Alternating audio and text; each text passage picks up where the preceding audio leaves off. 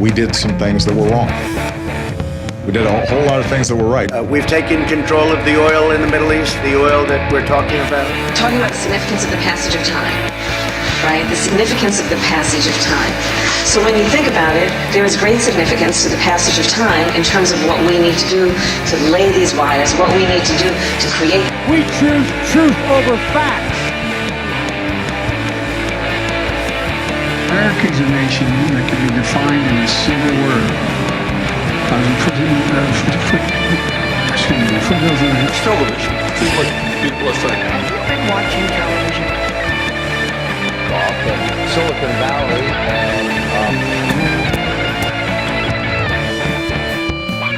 It's estimated that 200 million people have died.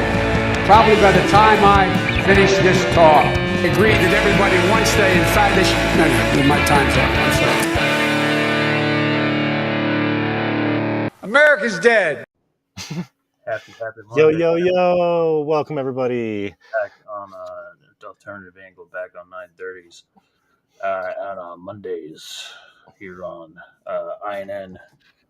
Welcome all. We got a lot of stuff coming at you tonight. Don't forget to like, subscribe, and share, please. Really appreciate it. Of course. The Indie News Network channel, as well as my channel, Big Mac Crab. I am Greg, Big Mac Crab, also co-host here, Chris, 420, at the Crab Bread. Yes. That's just another alternative. Crab bread. Works. But man, have you seen Fish Tank live yet? Fish Tank? Who is Fish Tank? So Fish Tank Live, it's like it's like trending right now. It's like this it's basically like Big Brother. It's an online version of Big Brother, except like all the contestants are autistic or like neurodivergent in some way. That sounds they're not like dumb. That sounds like, really exploitive. I know. It's so bad. It's so bad. It's Sam Hyde, which is, of course, that's how you know. It's like it's gonna be some like really like Fish like Tank over the line type shit. So wait, does that mean like everybody's using their webcams? Or no, like... they just put them all in a house and they harass them and like put them through challenges and like they have to like. That's awful. It's really bad. I mean, but it's like it reminds me of like Squid Game type shit. Yeah. Yeah. Oh, that's awful. Let's just jump right into it because like everyone knows Tucker is off the news, folks. Tucker's done. Mainstream news. He's off done the mainstream. I mean, do you think he's going to start a? Oh, for sure. Like that's his thing. It's going to be interesting to see because I think. I mean, we'll get into it, but yeah, I think if he doesn't get nabbed by like OAN or something, which I can't imagine they can afford him, he's probably just going to do his own thing. I mean, where could he go that would have any sort of like base to support? What I don't know. He starts his own podcast. Right. So that's probably what's going to happen. That's what's going to happen. And no, he's going to. I was saying this in a couple of chats before. Like, I'm imagining like this is like the MAGA communism like Pat Sock pipe dream coming together. Like this is like Tucker. He becomes like full on communist. People are like, oh yeah, he's the socialist now. No, like, Snow him had a good tweet on this. Hold on. Right, people like it's okay to understand that like Tucker Carlson is not like the greatest human being and still see that there's like some fuckery going around. Like you don't have to be like, oh, he got kicked off of Fox News because he's a socialist. No, that's not why.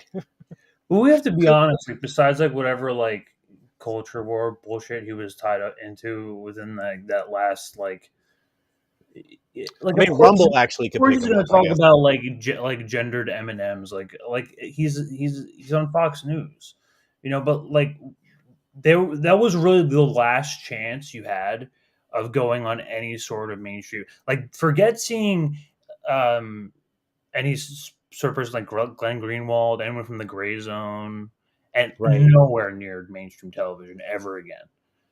And what were you saying? What do you like? We were talking about this a little bit before. Which part? Well, I think like he'll. That's more of like a more like umbrella type thing that you think. Oh, so I think like the bigger picture here is that I think that money is a factor in a way, just because Tucker Carlson's show, he didn't have any advertisers on it really, other than the freaking What the Pillow guy. No, they took all those advertisers out.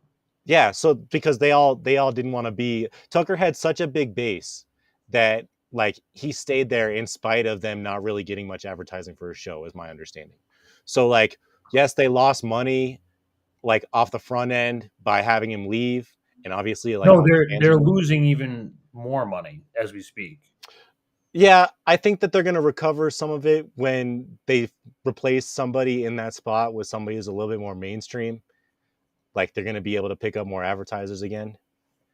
So I think it's a little bit too soon to tell in that regard. However, I see the bigger picture as just being like they need a guy who's going to be more like to the right of MSNBC, but not really. Just kind of have like MSNBC and CNN and Fox News more or less be kind of indistinguishable from each other, and as a means of just like control at the end of the day. You know? I mean, it's really it's really like hard to call Tucker like any sort of like distinctive like ideology, because I guess like a Trumper, right? I would say probably populist, but maybe not even. If you were to ask the Libertarian Party, they would say that Tucker Carlson is it's just stupid. Full on socialist. Tucker Carlson definitely maybe a socialist, but he was a socialist that told Republicans to fight less wars and deserves a lot of credit for that. He definitely wasn't. Proof. Tucker Carlson is pretty clearly a socialist. He's Tucker willing to use state violence to redistribute resources, and this is just to stop AI from maintain the number of jobs that are available in the trucking industry. Are you joking? In a second. In a second. In other words, if I were president, when I say to DOT, Department of Transportation, we're not letting driverless trucks on the road, period. Why? Really simple. Driving for a living is the single most common job for high school educated men in this country, in all 50 states. By the way, that's the same group whose wages have gone down by 11% over the past 30 years. The social cost of eliminating their jobs in a 10-year span, 5-year span, 30-year span. This is how you so know high. He's a capitalist. How much time is left of that? You want to just play the rest of it? I'll speak in a second. That it's not sustainable. So the greater good. So okay, so what's interesting about that is like Tucker Carlson actually has like a really reactionary take to that. It's not like a socialist. The socialist take would be like, let's figure out how to take care of the people who are going to be displaced by automation, because automation gives more people what they should. They should have more time than themselves. That's great. Let's figure out how to enable the people who are going to be displaced to either do something else or take care of themselves without having that job. Instead, Tucker Carlson's like, no, people need to work for the sake of working. We can't have this technology. Like, that's a reactionary take. So it's just kind of interesting in that way that people, it's like even something like that where like, and that's why I say it's like populist, because he's coming from the capitalist mindset where people need to have jobs and he's about protecting those people. It's kind of like the Trumper kind of like thing, you know, although I think Trump was more fake about it. Here's like, it's just amazing to me, like how libertarians are so like pure, like ANCAP, that they fully believe that just, well, it's just, they don't have, they think fine. They think thing to do.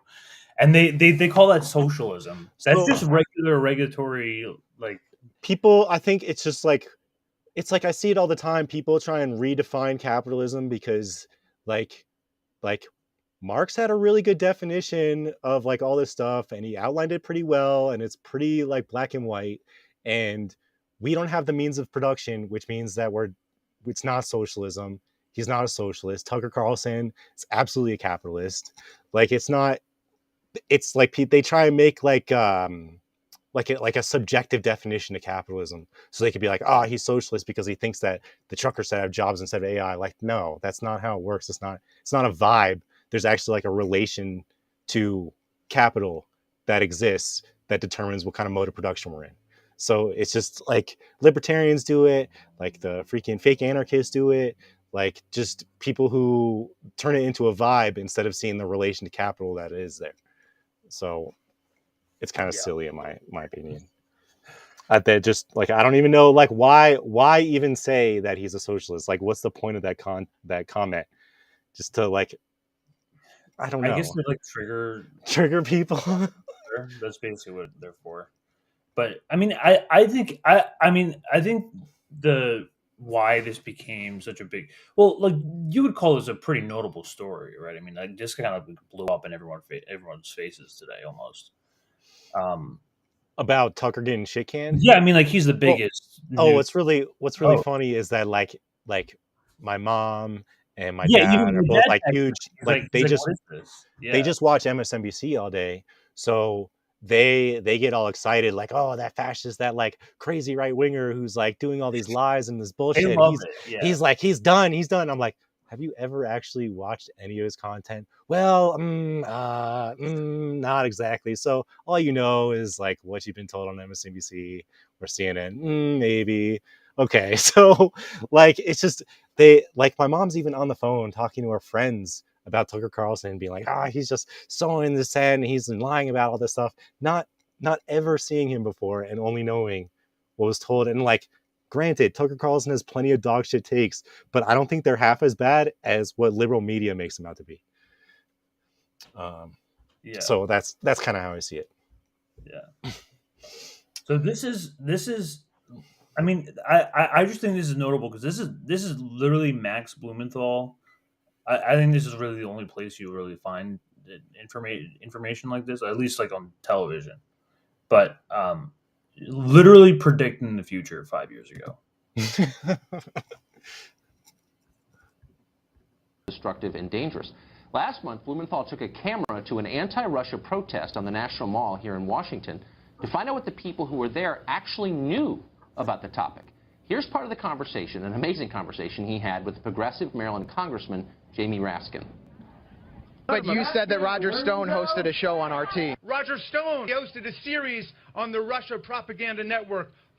Do you believe that we need Roger Stone didn't host a show on RT. You think he's never been on an RT? But he didn't host a show. Okay, but look, you can go after any picayune details you want, but I don't see why it would be in your interest to support an autocratic authoritarian government which is jailing journalists and fighting against freedom around the world. I think we should tell the people the truth. Yeah. Exactly. Max Blumenthal joins us in studio. I love that exchange because it's similar to so many I've had on this show, where if you call into question Wait, when was this being asserted, you're immediately accused of being. Dude, Max Blumenthal on freaking Fox News, wild. A handmaiden to Vladimir Putin. So let's ask the broadest possible question. You're not a Trump supporter. This is wild. You're a lifelong man on the left. I think it's fair to say, pretty well-known one, and yet you don't think that this Russia story is helpful to the left or makes sense. Why? Yeah, I mean, we have to talk about the issue of efficacy also, in addition to the fact that I haven't seen any concrete evidence and Rachel Maddow's dots may never connect. And so, you know, as someone on the left who's actually gone out and protested Trump, I didn't expect this hysteria to completely take over, but now I see what the point is of it.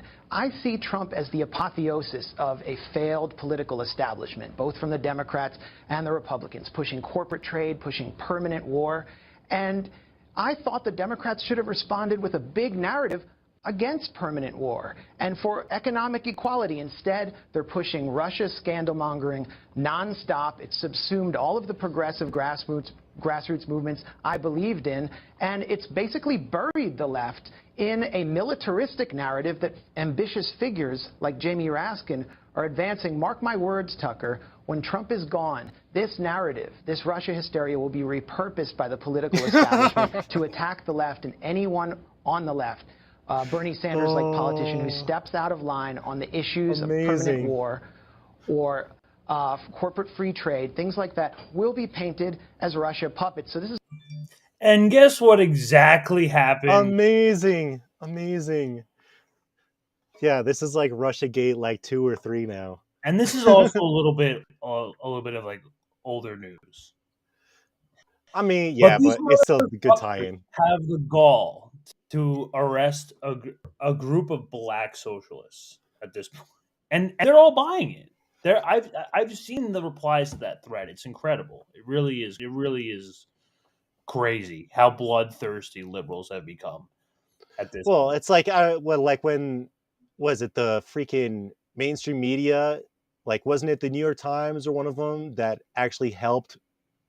Or maybe that was another story. I'm kind of getting distracted here, but yeah, this is freaking crazy. How they're just basically this whole story with the FBI going after this group, this socialist group. They weren't Russian assets. They were just saying the same thing they've been saying for 50 years, and now they're low-hanging fruit to kind of they were throw under the bus. They were calling out like Obama back in the Yemen. Yeah. I mean, these guys are basically like Black Panthers of today. And like, yeah, I mean, like, they're not as big, but like, I feel like that's still like, you still, I mean, I'm going to show the segment, but still, this indictment is incredible. I'm trying to pull up the PDF right now. And so one of the things that people are saying is that they got like tons of money from Russia. And I think like the total I saw, like it was like 15,000 or something. But the argument is so dumb because, like if you remember,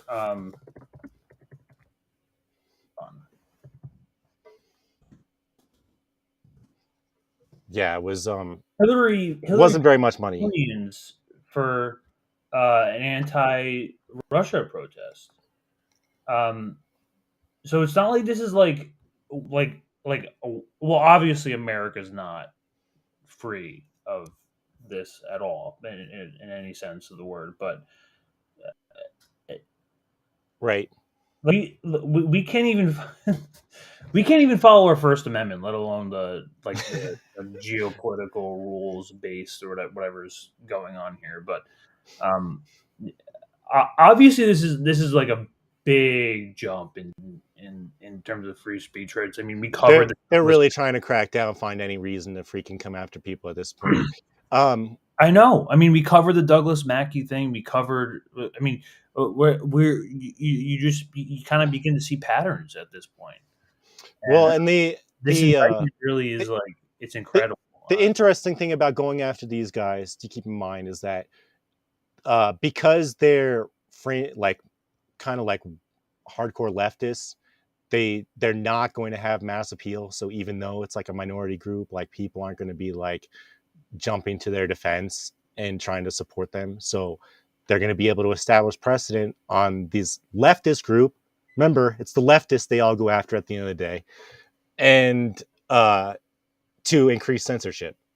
It's just crazy. And they're going to go after both sides. I mean, ultimately, all that matters is that, like, I mean, yeah, but I mean, I see things like the Proud Boys and like all that stuff as more like Fed psyops. FBI like made up too, like that. Yeah, that's like I don't like. I mean, I'm not going to get into that, but this is the Tucker, which again, like, I mean, I didn't see AOC talking about this, and I didn't see Bernie talking about this. I mean, I saw Glenn Greenwald talk about this. You know, it really like kind of shines a light on like who really is like concerned about what. Free speech is not a left issue anymore. It's just not. The Biden administration spends an awful lot of time covering up actual crimes committed by their political allies and their relatives.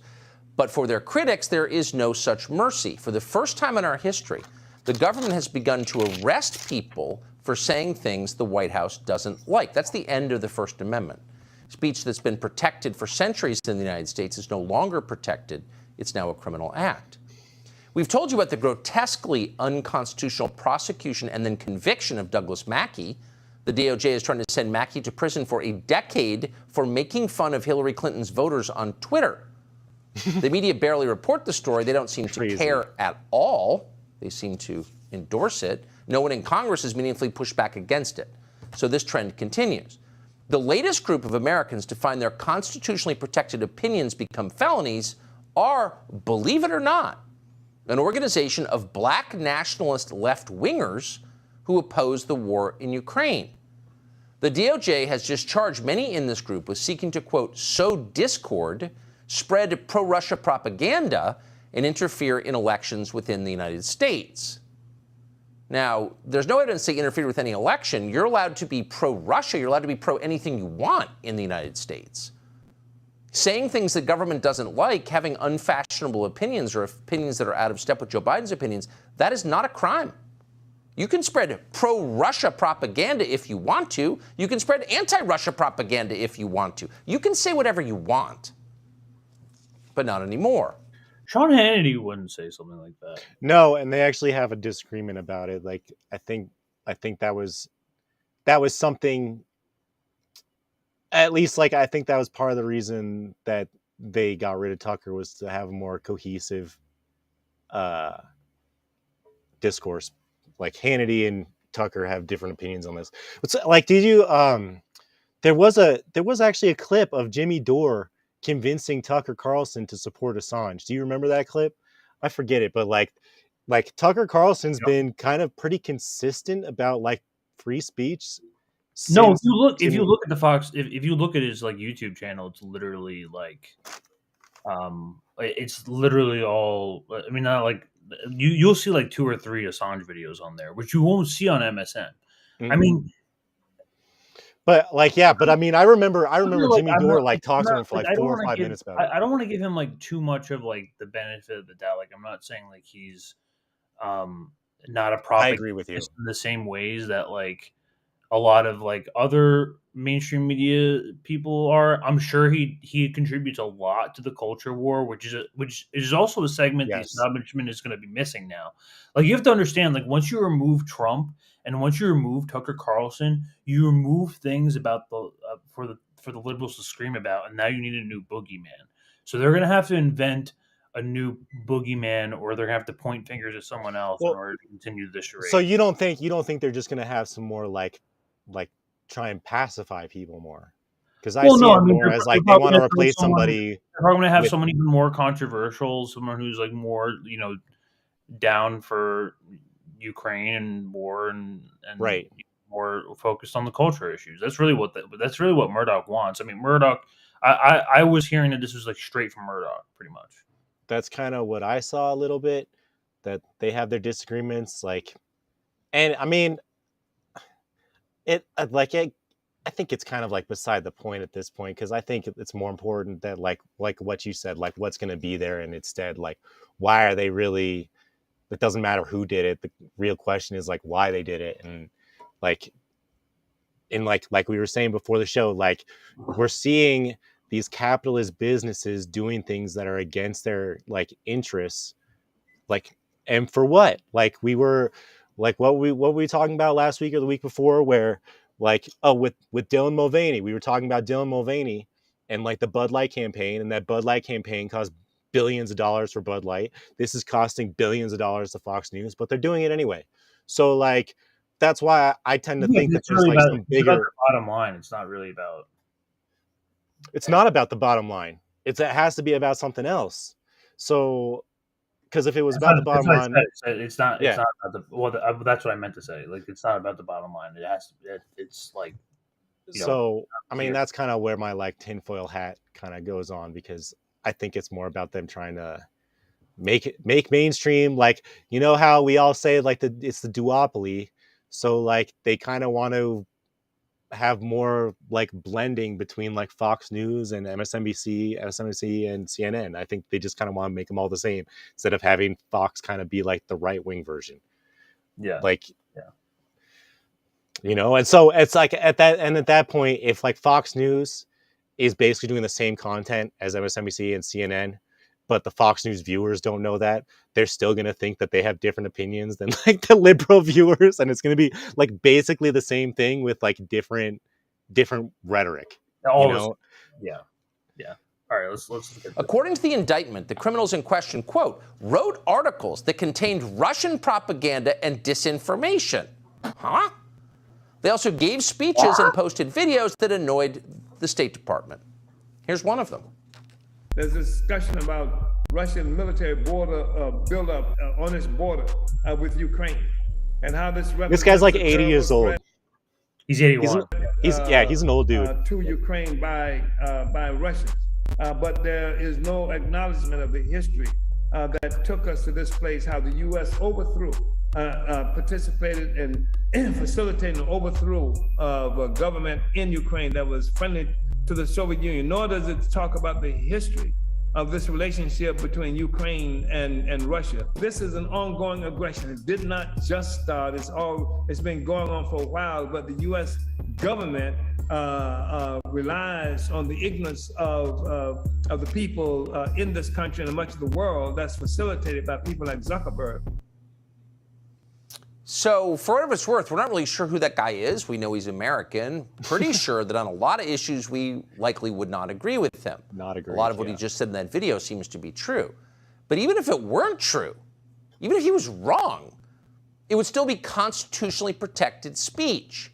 In a free country, which we had until recently, you are allowed by definition to have dumb opinions. Most of us do, but not anymore. So that man you just saw is facing 10 years behind bars for expressing views about Ukraine that the Biden administration doesn't want to hear. That's terrifying. Does no one else think that's terrifying? It is terrifying.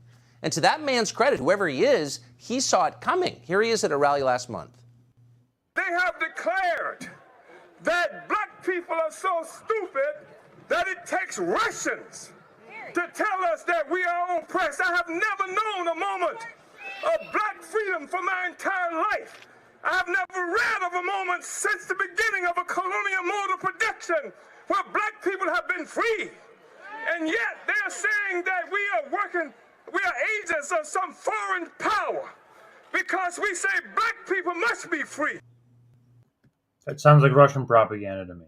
Yeah, that sounds like. Well, and that's like the thing. Roman, that's it. And that's the thing is like he even says, he's like, you know, it's not even propaganda. He's just spitting facts. Like, and even if he was lying and it was propaganda, he was allowed to say it. So like he was just spitting facts. Like he wasn't even saying anything that was bullshit. It's just like, oh, you're actually talking about history now. Well, that's actually Russian propaganda, and you're going to be tried in court for that. It's just wild. And like, did you see the date of when Uhuru made that speech? It was literally days. It had to be within days of after the invasion. Oh yeah, I It said February 2022. So literally within days. Yeah, okay. Days of the, well, I shouldn't say invasion. Was it the special military operation? Like, to be consistent. Yeah, I mean, it's also just not like Tucker the only one sharing his opinion. There's also people like Glenn Greenwald, the constitutionalist right to. And you know what? Like, I'm glad that we're able to have these kind of conversations, and like this is why like I get along with libertarians because like I'm able to have a conversation with them. Mm-hmm. Actually, yeah, even if they have like absolutely no idea, like, oh, there's Carlson's a socialist. At least I can talk to them about other issues, like, and right, that's true. They tend to agree about war and free speech and stuff like this. We stand up and make this an issue because we have nothing in common with these people, and I don't want anyone silenced, anyone, and. This is a chance for us to stand up and do what the press will never do for somebody on the right. They should have stood up with Alex Jones and said, we don't like the guy. We don't like the guy. But he has a right to say what he's going to say. The same thing we should be now doing on this side because, A, it'll just confuse the hell out of them, and it will show that we actually have principles behind what we say. You have to have principles behind what you say. Otherwise, what it seems like you're saying is just kind of a special pleading for your own allies. And I'm really glad to hear that because, as you know, as well as anybody, Glenn, it is very common for people on the right to be accused of being Russian agents. That is probably the go-to accusation by establishment liberals and kind of the never-Trump wing of the Republican Party that accuses everybody who disagrees with them of being a Kremlin agent, of serving the Russian government. And if you now got the Biden Justice Department expand what that means and allow them to turn you into a felon, not just ruin your reputation or ban you from social media, but prosecute you criminally under federal law, that is an extremely dangerous precedent, including for lots of people who have different ideologies than these defendants. Yeah. And then this was Tucker just a couple days ago. Yeah, he spoke about it on System Update as well. At policy review, the Soviet Union collapsed. Well, this is at the Heritage Foundation. Oh yeah, this was just a couple days ago. Which was an amazing thing. The coup against Gorbachev in the third week of August 1991 was the week I started at Heritage. And in retrospect, of course, you never appreciate the significance of things as they happen to you. You can't really know what the movie's about until it ends. But at the time, we didn't really appreciate how, well, two things. One, our entire political orientation was based on this war between the United States and the Soviet Union, this Cold War, but very much a war. And every part of our politics, as you well remember, those of you my age and older remember, every part of our politics revolved around that central conflict. That's the first lesson of history. You know, nothing is permanent except our own demise and God. But we didn't kind of get that.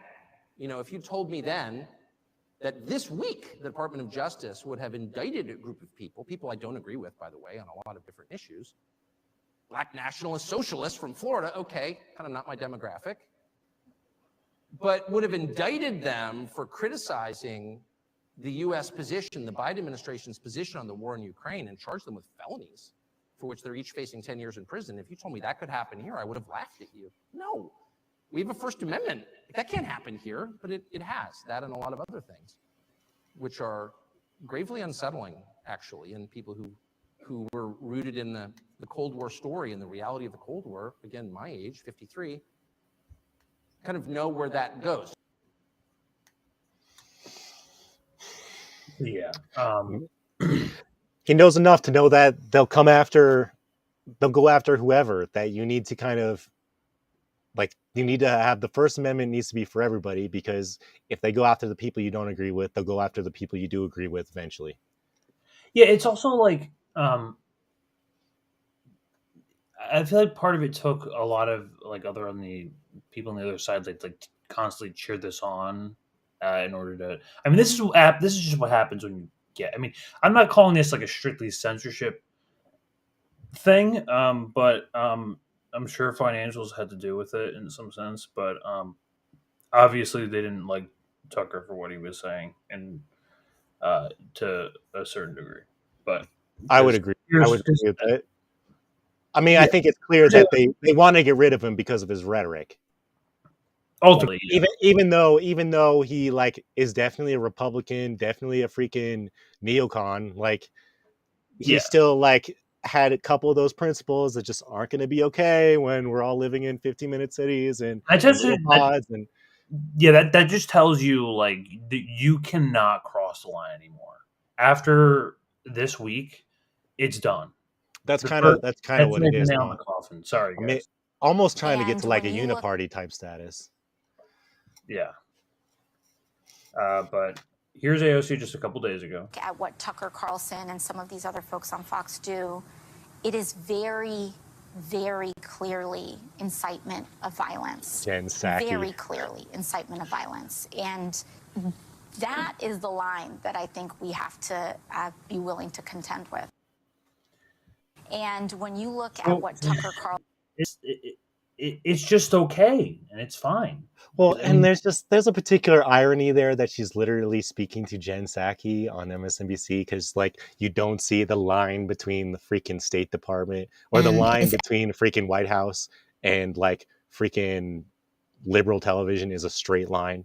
Like obviously, like I don't know, like it's crazy to try and remember my thought process a few years back when I was a liberal and I'd watch MSNBC and I'd see people on TV who a few years earlier were working for Bush or working for fucking Obama, all these people, and or like freaking State Department or freaking CIA agents, never put together like, oh, these are the people that like are actually doing the propaganda all the time. Like, I don't know, man. It's crazy to me that she can just say it like that.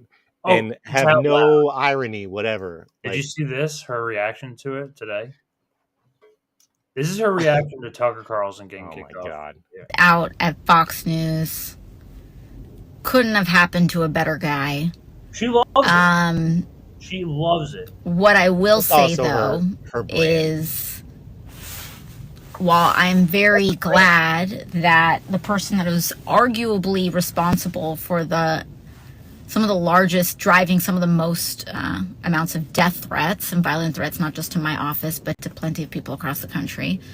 I also kind of feel like I'm like waiting for the cutscene at the end of a Marvel movie after all the credits have rolled, and then you see like the villain's like hand reemerge to grip over like the end of a building or something. This is like that's it, guys. We beat capitalism. This is why my name is like Red in Circuses on Twitter. We finally did it. Dude, it's just like we put the means of control back in the workers' hands. She's just, everything's just a performance. She gets on her TikTok and is like speaking to people like she's putting on, like using these freaking metaphors. We'll get into. Oh, they're just rock stars. It's where they get their base from. It's rock stars, yes. They're just freaking raging narcissists. It's just ridiculous. They know what they're doing. And then apparently Don Lemon too. This one makes like a very, very good objective sense though. Don Lemon's like was a terrible anchor and what arguably said like stuff that was more misogynist than anything that Tucker has said that could have been interpreted as racist. Like, like he has Twitter Blue. How come he had to take a screenshot of this? Is so annoying. I can't believe he like did it. He maybe he did it so it wasn't searchable. Now I just thought about that. What a fucking boomer, dude. I was informed this morning by my agent that I've been terminated by CNN. I am stunned. After 17 years at CNN, I would have thought that someone in management would tell me the decency to tell me directly. At no time was I ever any indication that I would not be able to continue to do the work I love at the network. It is clear that there are some larger issues at play. With that said, I want to thank my colleagues and the many teams. Larger issues, yeah. You like have negative freaking like people don't like you. Yeah. Your negative personality. Like, my best memory of Don Lemon is when he was doing the freaking thing with Joe Biden, and Joe Biden was like, "Oh, you got the vaccine?" And Don Lemon was like, "Yeah." And Joe Biden's like, "Oh yeah, of course you did. Yeah, it works great." Do you remember that? But wait, when was that? 2020? Dude, that was like right before. That was during the 2020. Pull that up. Let me see if I can find it. This is Don Lemon's last segment, supposedly. With due respect, I find your explanation reductive and actually insulting, including to Black Americans, to say that Black people today, compared to 1964, 1865, haven't made progress in part because of the freedoms we secured. And the Second Amendment was part of what secured hang on, that please. freedom. I cannot keep a thought if you guys are talking to me in my ear. So hang on one second. So to say that Black people, say what you said again?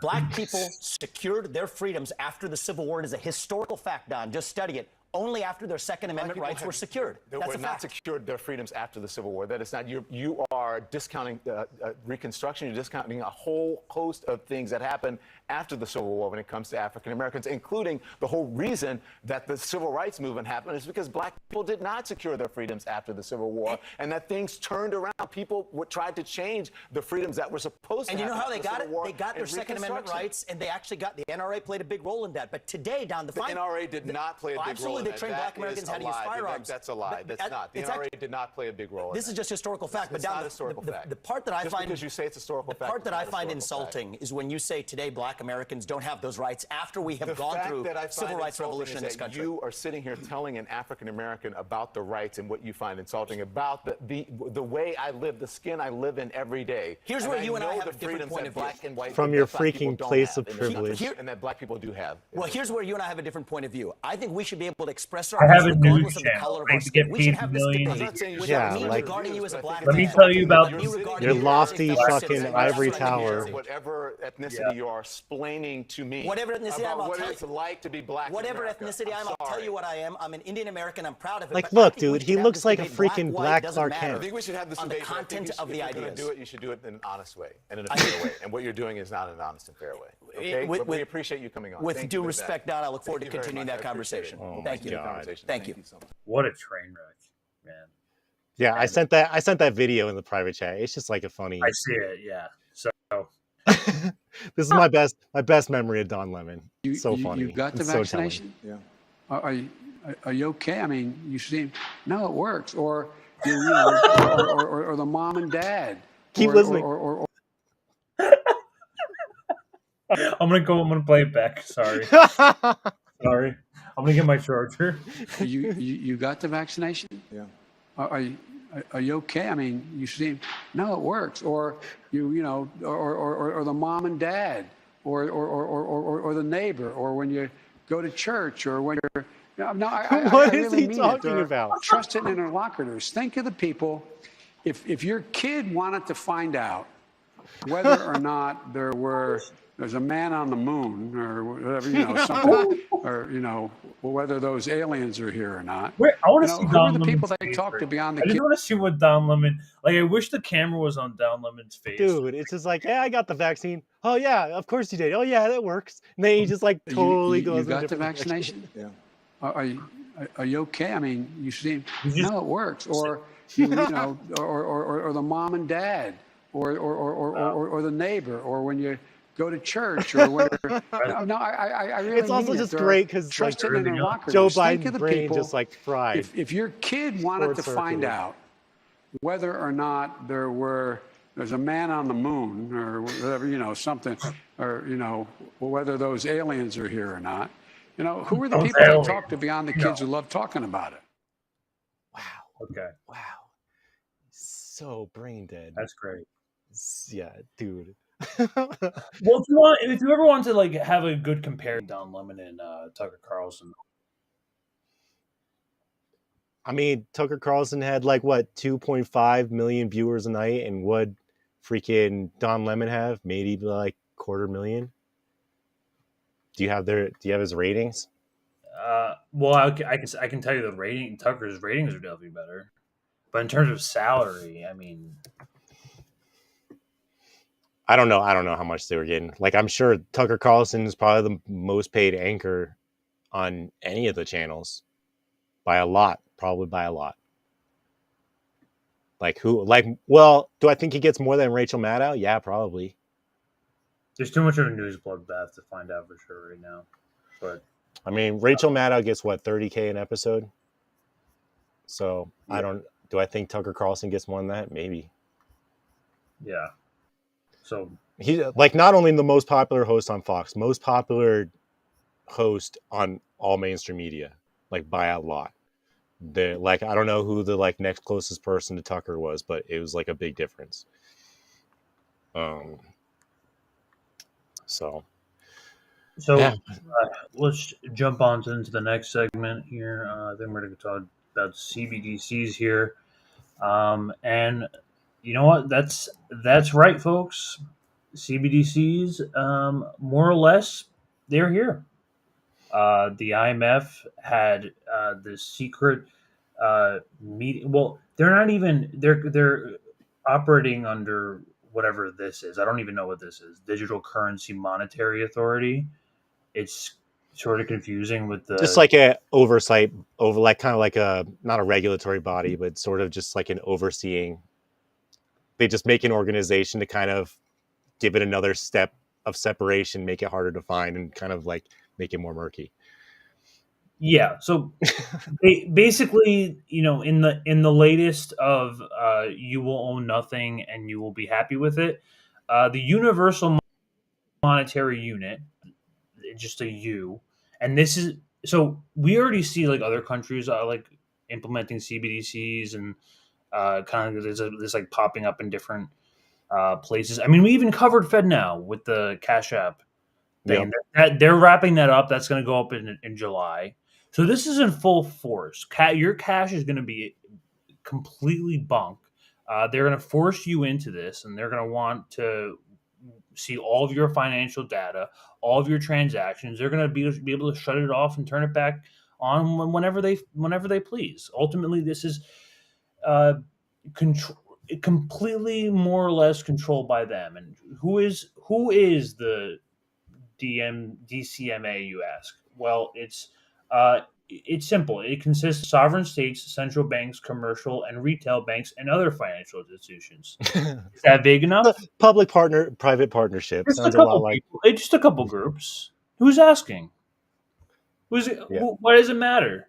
So this is the this is just the latest developments. I think this is like, I think kind of like as the Fed, as you know, this money printing like Ponzi scheme kind of like runs dry a little bit. We're going to start to see this kind of like implemented a little bit more. You can see it's happening. It's Swift happening. codes to bank accounts.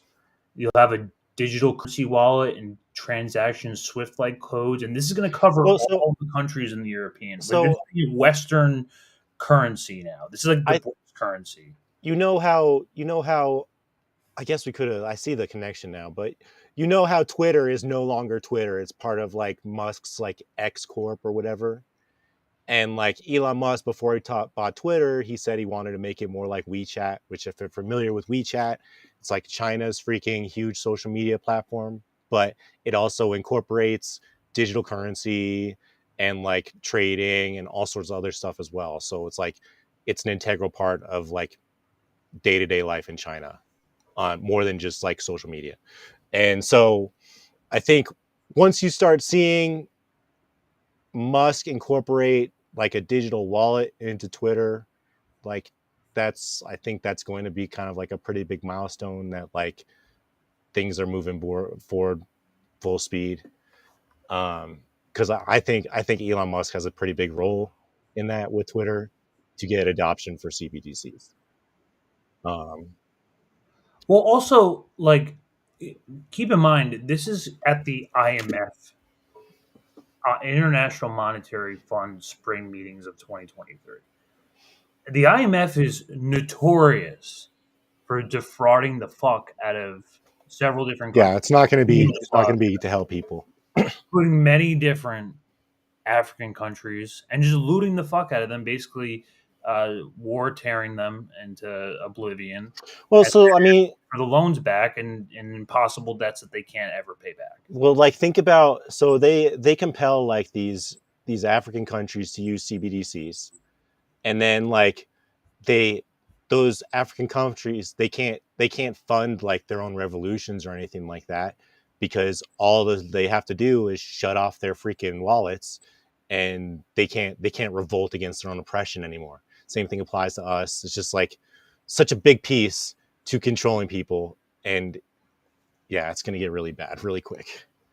And you would think like this would be like this is probably like the biggest change in our currency since the introduction of debit cards and credit cards.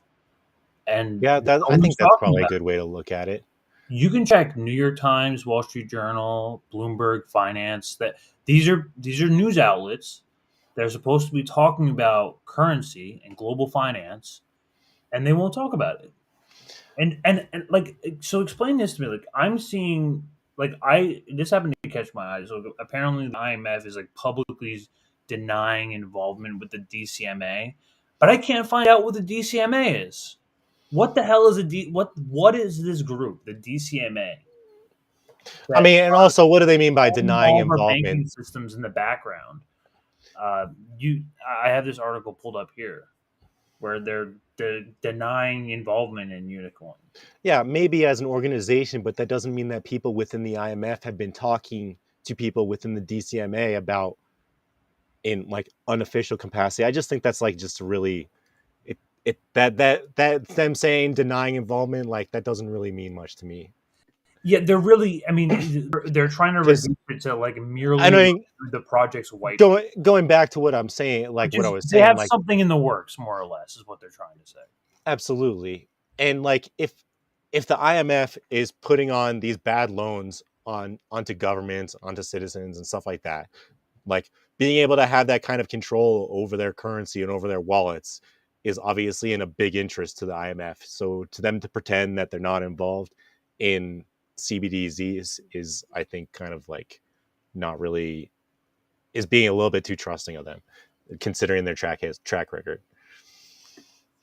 Yeah, and I just wanted to share, just as a part of the Richard Werner's has always been really good on this, and he just kind of like in under 3 minutes gives a pretty good outline of what CBDCs ultimately will look like.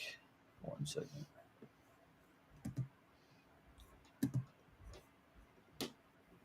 how have the central bankers, this is my last slide because my 12 minutes is just up, have reacted to the truth coming out?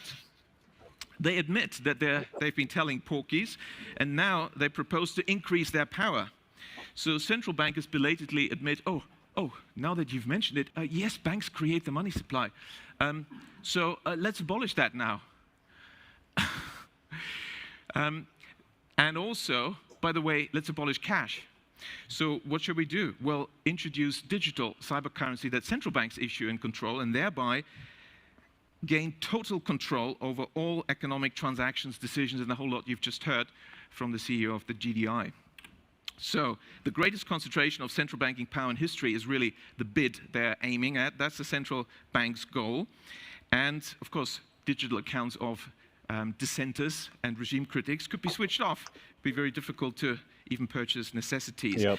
So this is an Orwellian dystopia of total control, the end of any freedoms. That's really what central banks are aiming at. Several central banks have, like the Bank of England, already prepared their microchip implant, RFID chip, to be implanted under your skin.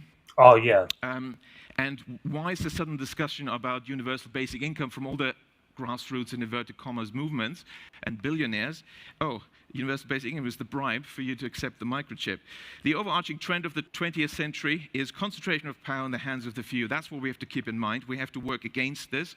We don't want to have these unaccountable central planners making decisions. We need decentralization, and the solution therefore is to maintain public money in the hands of local community banks, decentralize decision-making, give local people the power in the form of local public banks and local not-for-profit community banks. As I walked in, I was delighted to see that the Gottlieb Duttweiler Institute is also about Genossenschaften, cooperatives, and of course, the majority of banks in Germany are cooperative banks, and that's really what we need. So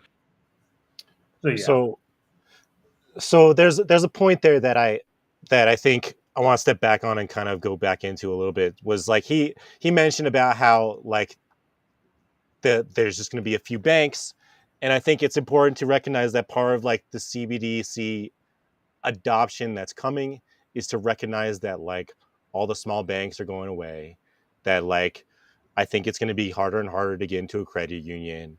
Like you're just going to see Citibank, Chase, what are like the big banks? There's really only like 3 or 4 of them at this point. But I think by the time CBDCs are like around and you're not using cash at all anymore, like you're going to see that it's basically just 3 or 4 banks. Like I don't think people are really like seeing like that crash that we were seeing, like kind of witnessing a month ago. Like that's kind of still happening. Like it's still like a slow-mo. Like there's going to be more Silicon Valley banks and signature banks that are going to go under. That's going to happen because that's part of like the CBDC goal, is to just consolidate into like 3 or 4 major banks that all are part of a cabal, and they're the ones that get to control how everybody else participates in society. I think if there's anything to take away from this, I mean, like live your life and make whatever financial decisions that you want. But I think this just demonstrates the value of cash and the value of having cash on hand. If I were you, I would probably look at investing into other currencies, perhaps, but like also maybe something more stable. Not financial advice. We're not financial planners. I mean, me personally, given however much I have in my account, I'm taking out as much as I can, and I'll just put it in different places. The other thing to keep in mind though is I think that they're so part of, and I saw this, but it was just kind of like really convoluted and kind of get into the meat of it, but they're going to eventually put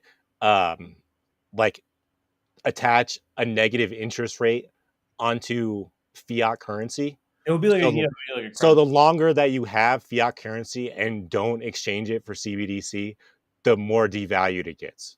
So imagine you have $1 and they're like, you got to exchange this dollar for CBDC currency within 30 days, or that dollar is going to be 50 cents. And then another 30 days after that, it's going to be 25 cents. Yeah. Like it's going to be really bad. They're going to force you to use it. Yeah. So like, I don't know how you get away with that unless like people thought Bitcoin, but obviously And then obviously, if CBDCs are like the end game, then they have to get rid of all crypto as we know it, right? Like they basically have to, right? Yeah, they have to like really regulate the shit out of it. Extremely regulated, so nobody's really making money in it anymore, right? So the grift is over. So it's just like, what do? We have to come up with some other way to trade with each other without currency. It's gonna be really interesting because like, how are people going to like rebel against it? Because we're going to be like forced really bad to use it. You're not going to have a choice. And I know you'll be happy, huh? You'll be happy. We had like another video, but like we couldn't find exactly where it is. But like another thing that they're going to do is they're going to attach your digital wallet to he mentioned that a little bit about like how it's like with the chip, but they also will do it. They can already do it with your phone because your phone already gathers biometric data. That's how they do it now. Yeah, they can like this is part of like consolidating into like the 3 or 4 big banks, is so that like all Citibank has to do, or all Chase has to do, or all these companies has to do is be like, okay, now whenever you want to use your currency, use your freaking debit card. Don't even have to have CBDC. They can just say anytime you want to do an exchange, like on a transaction, you have to use your thumbprint. You have to do a retina scan. You have to do a facial scan. Like they can already do that stuff. So part of like consolidating all the banks to make it that much easier to just like really kind of adopt this fascist policy where all the like corporations are making all the decisions, and like our government gets to sit back and be like, oh, they're private businesses. They get to do whatever they want. And they're doing exactly what the government wants anyway, which is like gathering that biometric data. It's just bad. It's really, really fucking bad. You don't want the government seeing every single time you make a transaction. Like it's already, people will make the argument, oh, they can already see your debit transactions, stuff like that. Yeah, but it's not the same. It's time to cancel those OnlyFans subscriptions, boys. Yeah. Feds are going to know. The feds are going to find out. But you want to talk about RFK? No. Yeah, we can go to RFK. So, because I don't know about you. I mean, I didn't really talk too much about this since he announced his campaign. But obviously, the CIA thing was like the biggest red flag. So, it's interesting because like after like preparing for this, I was like re-listening to the speech and listen to it a little bit more detail, and like you kind of get a picture going through it of how I think it's like a more nuanced take, but I still think like there's some pretty glaring issues and problematic issues with not only voting for a Democrat, but voting for a Kennedy, considering their history. So do you see my notes with the timestamps? Yeah. Okay, so if you can just start, so basically kind of start off, I want to kind of outline, he kind of goes through this thing where he, in kind of like the first half, he talks about how Americans are struggling and appeals to the kind of, for lack of a better term, like the dissenters over the last 2 or 3 years, the people who are like against getting the jab, people who are against the lockdowns, all that stuff. He's appealing to those people as a Democrat. So that's really important. So yeah. Which is weird, right? Like I wouldn't, that surprises me that like a Democratic base is actually for him. Is that like really what a political dynasty is able to do? What do you mean? Just gather up a bunch of DNC votes just because you have Kennedy. So I mean, I think what they're trying. I think what the big picture is, and we'll go through the video. But I think what the big picture is that there's 100 million people who don't vote, and I think that there's a correlation between the people who don't vote and the people who are really skeptical of the government. So you have RFK, who for the last 2 or 3 years has been like, hey, the jabs were bad news. We had bad COVID policy. We had bad lockdown policy, but I'm not that guy. He's able to pull in all those non-voters because the United States has terrible voter turnout. We're like 40% or something. It's really bad.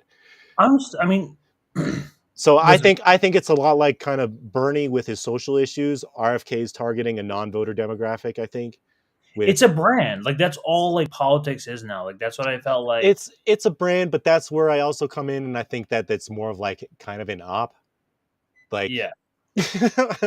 So it's just sad because it's like, okay, was RFK for the last 2 or 3 years, was he being like sincere about this stuff, or was it all like to get to this point where now he's running for president and it's just like, It's to sell more books. That's why Marianne's running too. They want to sell more books. Yeah. So the biggest at the end of the problem, day. I mean, there's a lot of things that I like about his platform, to be honest with you. But Well, so it started off at 52 or one. Yeah, started off at 52 because I think this just kind of starts off saying like he's appealing to what would be like if I voted, he's appealing to like my demographic. Do it. You cannot do it unless you have a big middle class, and we had that. But since the early 1980s, there's been a systematic attack on our middle class, and the coup de grace was the lockdown. The lockdown was the biggest shift in wealth in human history, and I'm going to tell you about that in a second. And I blame President Trump for the lockdown. Now, a lot of people say, and President Trump gets blamed for a lot of things that he didn't do, and he gets blamed for some things that he did do. But the worst thing that he did to this country, to our civil rights, to our economy, to the middle class in this country, was the lockdown. But that was like on the state level. Like even DeSantis. Well, I mean, yeah, but it really wasn't because you had like companies like Amazon or like Starbucks and stuff that put in, or like Target. There were businesses that incorporated lockdown policy or like the masking and stuff. So like states' rights, federal government, I think it's kind of like hard to say. Like I was like, I don't know, what were the lockdowns like where you were at? Like in Colorado, it was like 2 weeks, I think, but like my I live in a blue my ex's daughter was doing freaking online school for 2 years. You know, like when I was working at call center, I was getting people who from all over the country, people canceling their service because like everybody got sent home.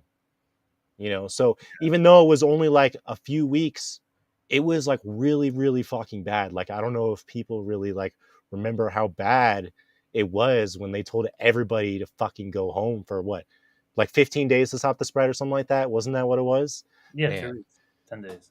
Yeah, but so it was really bad. It ravaged the country in a very short period of time, and that was when the CARES Act went out, the PPP loans went out. So like, I think he's right about the lockdowns having a really, really deleterious effect. No, absolutely, you're right. Yeah. But what's important here is that that's an anti-establishment position. So the important takeaway here is like the way I see it is he's appealing as a Democrat to making an anti-establishment opinion as a Democrat is unusual, right? Like that, I think that's something to consider. Like, why is he doing that? Why is he running as an independent? Well, you'll have like these like popular types like pop up. I mean, you could like make the same comparison like Marianne Williamson. Like, absolutely, right. But that's why I think that it's all like, I mean, it just kind of goes back, you know, like I think that the DNC is more or less just like fucking op, and it's just like about hurting people to kind of vote for. They already said last year they're allowed to pick their own candidates. Well, yeah, and we didn't even talk about it, but I don't know what the plan is. They just canceled all their debates too. I don't think they're having any debates. They just canceled all his debates, and to be fair, even if he gets that close to the nomination, he's gonna end up like his uncle, and they're just gonna fucking shoot him in the head because that's what they do to people, to political dissent. Yeah, so that's, I mean, that's, I think, I mean, to one. We can't, well, let me just make one. I think at the end of the day, like, he is there to endorse Biden, like, full stop. I don't think he's, like, seriously, like, throwing his hat in the ring as a Democrat. I don't think he, like, especially with the debates being canceled, was so soon after he announced, I'm kind of wondering if like he knew that the debates were never going to happen anyway. Like it just seems like I'm so cynical, but it just seems like a really like not serious campaign. But like we can, like I think as you listen to the speech and we'll go through it, but I think his point is to co-opt people like me and you to vote for Democrats. Yeah. Okay. Like I think that's the big picture, and that's why I think there's 100 million people who don't vote. Like so. He's reaching out to the people who don't vote and saying, hey, vote for a Democrat. Like, don't get too caught up on him saying vote for me, because that's not a serious thing, because that's not how the Democrat Party works. Like, part of getting DNC funding, part of being a Democrat is you have to endorse whoever the DNC endorses. But don't you have to be a Democrat? You have to be a registered Democrat in order to vote for which Democrat. Yeah, you have to be in the primary states. So then, who the fuck is a registered Democrat anyway? Who's going to be voting for these people?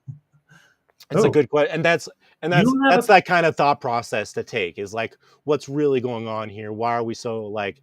Yeah, is he really running a serious campaign? I think he's trying to co-opt us. So let's you can listen to a little bit more of this, because I think he does a good job kind of highlighting where I'm at. Huh? You tell me when to stop. Oh. Yeah, you can keep going. Let me just make this point. We'll tell people, well, the lockdown wasn't my idea. It was my bureaucrats rolled me on it. I was saying we shouldn't do it. But that's not a good enough excuse. He was the President of the United States.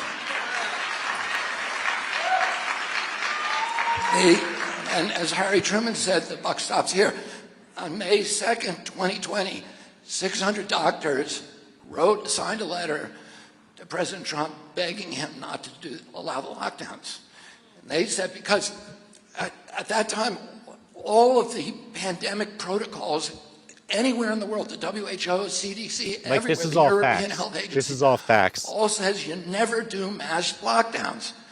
It causes much worse havoc and deaths and injuries than if you do the standard protocol, which is you lock down the sick, you protect the vulnerable, and you let everybody else go back to work. Otherwise, you are going to wreak havoc. And of course... All right, so that's probably a good place to stop it for there. So, like, he's definitely, I think that particular part kind of highlights how, like, he's definitely appealing to, like, me. He's definitely appealing to the people who are pissed at the way that they handle the COVID and the lockdowns, kind of the people who are caught up in, like, seeing through the bullshit. He's definitely appealing to those people. So I think it's important, before I go into the rest of it, where he kind of tries to co-opt us, where we see that he's targeting a different group of people and trying to bring them into the Democrat Party, right? With that kind of language is not a typical liberal shit. These are in the background here. Like, what kind of? I mean, they're probably paid, dude.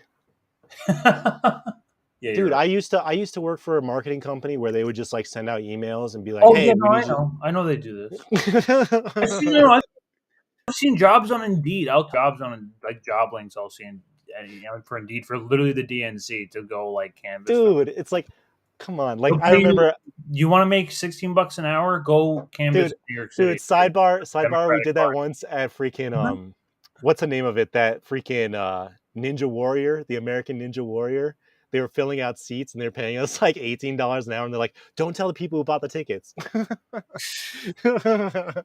Jesus, it's fun, dude. But yeah, so let's go to 108. So this is where it starts getting ugly. So you can see after about halfway through the speech, he's going to start telling you about the deep state's not so bad. They're not all villains. We gotta listen to them sometimes. So yeah, 108, right? The beginning. Huh? No, continue. Oh yeah, go to 108. Yeah, no, it's on. Okay. Oh, I meant an hour. I guess Oh, it's an hour and 8. Okay. Yeah, I'm sorry. I guess I had it wrong. An hour and 8 minutes. Okay. Oopsie.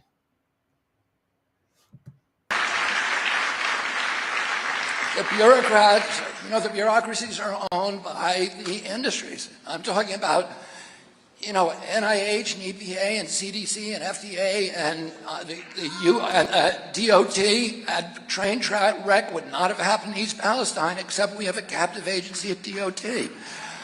Our food is terrible because the food companies and the pesticide companies own USDA. We're in constant wars because the military-industrial complex, the big contractors, own CIA. Now, I want to make this clear. So listen, very important. I do not believe that everybody at CIA is a bad person. My daughter-in-law, Amaryllis, who is one of the top officers on this campaign. Cringe. And like, do you want, like, I kind of did some, like, very little research on the Amaryllis, but, like... All right, no, this is interesting. Yeah, no, I like it. She was straight up a spy. Like, not, like, non-official capacity. She would go over to other countries as a non-registered asset and freaking, like be a spy. And, like, she got married to Bobby Kennedy.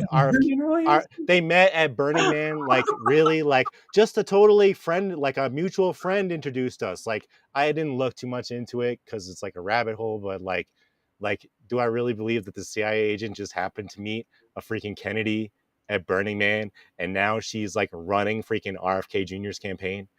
So, like, and he's like, oh, like they're so nice, like they're not all bad. Like, he goes on in that speech and he says, like, like most of the 22,000 who work in CIA are good people. Like, he's totally fawning for freaking intelligence, which is very problematic. Such strange behavior for a Kennedy. Really, I mean, I wouldn't expect this at all. Well, and that's kind of goes back to what I'm thinking, where like every Kennedy has been watched by the CIA since they came out of the womb. Oh yeah, and like I threw in some Joe Kennedy clips in there too, but like his ancestors aren't the best people either. Like, it's just so it's obvious to me that like they were kind of like the first grifters, actually. Not Joe Kennedy, John Kennedy. It's crazy. But yeah, I think so. Anyway, we can keep playing it, but yeah, she's definitely involved, and yeah, let's play it. She just signed a non-official cover. Yeah, so basically, she wasn't registered as a foreign asset. She would go over, and she wouldn't be. It means that when she went over to other countries, she would pretend to have another job or be working as like a journalist or a reporter or something, you know, like, and wouldn't be like, when she introduced people, she's not a CIA agent. She's not working for the State Department. She's not working for the Pentagon. She's like a journalist, American journalist, or she's American freaking reporter, or she's like, do you ever remember hearing those articles once in a while where like a plane got grounded because a journalist was found and they were taking him into custody? You ever hear those articles once in a while? Yeah. So that's the same thing. Same thing. Like, she's a fucking straight up spy in unofficial capacity, which means like she didn't have her name as CIA in the books. Probably which also means something. Could be. Well, I mean, she's married to a Kennedy, so maybe. But probably like all slimy like that. But what's also funny is that she said she retired from the CIA in 2010, but if she was hired into the CIA in non-official and did non-official work, that means that she very likely could still be working for the CIA in unofficial capacity. Either way, it's a revolving door. They're in and out. It's just dude. Like, I just think that like, I think us as like intelligent individuals need to just like put up like a hard barrier where you see CIA. Okay, CIA. Okay, you're bad news. Like, you've done more bad than good. Like, I think that's a good approach. Honestly. It's just like that's my like I was telling somebody on Twitter the other day, like not trusting the CIA means never being a sucker. Yeah. So like, yeah, but he has a little bit more to say. Good CIA. Let's just think that the. Yeah, I don't think anybody retires from the CIA anyway either. And there's like plenty of like independent media that like have CIA guests on, like Kiriakou or McGovern and stuff like that. And like, I was gonna make that argument. Like they have like they know their shit. They like say some interesting things. I think at the end of the day, they are limited hangouts. Like, they're not telling us everything. Like, I think that they also like, I don't know. I've always like internalized like that you never stop working for the CIA. Whether you like retire one day, that doesn't mean you just like suddenly don't have like CIA indoctrinated ideology into your skull after spending a career with them. You know, you're still going to kind of think like a CIA agent.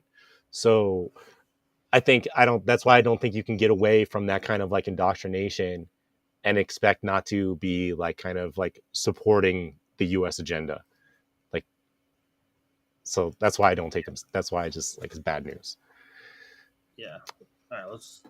There's a little bit. Her entire career as a clandestine agent for the CIA as a spy in the weapons of mass. Wait, should I go to 116? No, keep playing it. Destruction program in some of the most dangerous parts of the earth. And I've never met anybody with such courage. And that's how most of the 22,000 people at CIA are. They're people who are patriots. That's good. So the takeaway there, he's literally saying that everybody at the CIA is fine, most good people. They're all patriots, all good people. Never met more valorous people, like totally fawning, like I would suck their dick for days. Like awful, awful, awful cringy shit for RFK to say. You know, and then in the same sentence to be like, oh, like I'm not really influenced by my freaking like daughter-in-law. Yeah, okay. And like I've seen RFK for years, like through all the COVID and stuff. Like I know he's had some really good takes. Did you read his book? I didn't read his book. I did. It's pretty like I'm not gonna discount RFK for his work on like exposing the NIH and a lot of these Fauci institutions, like because he's done some great work. It just you know, grifting can come in different forms, and not many people, not many forms the grifter like realizes it. They could be, you know, kind of co-opted by like their fame or whatever. Right, and that's kind of what I'm trying to show here. Is I think he's just an opportunity for us to get co-opted. Yeah. But yeah, you can go to whether one. or not it's purposeful. It's sheep herding 101. But now he starts talking about. All right, I'm going to talk about Ukraine. Yeah, this is one last subject, and it's a big one, so settle down. I want to talk about the war in Ukraine. And we need to have a national conversation about this war. We need to have a mature conversation that allows for nuance and that allows for complexity, and we need to do it respectfully. We can't be telling one side that they're Nazis and the other side that they love Putin. Everybody in this country... All right, so let's pause it for a second. Yeah, so, isn't that he is kind of like he is giving a little bit of credence to the he's both sidesing this bullshit. He's getting ready to both sides the fucking Ukraine war. Okay, yeah. That's fucking cringe. Like, so like this, you laugh because it's like, man, we like liked RFK's takes for the last couple of years, and I'm like listening to his freaking like war brain, like, and it's just so cringe. Anyway. Yes, Nick, Afroman is running. Totally both sides and getting ready to both sides of the Ukraine war. My opinion, Afroman is the best candidate on the ballot right now. I'm serious. I'm 100%. I believe it, but I mean there's also vermin. And we have to respect differences of opinion, and we have to respect the people's capacity to ask questions. And you know, some of the issues that we need to talk about is, number one, is this war in the U.S. national interest? We just need to isolate that question. Is it in the U.S. national interest? And there are, you know, some of the leading pangerms of most respected people of our national diplomats, let's say Henry Kissinger, Jack Matlock, Larry Wilkinson, who's, you know, Colin Powell's chief of staff. They all have said definitively, if you just want to ask, is it in our national interest? It is not.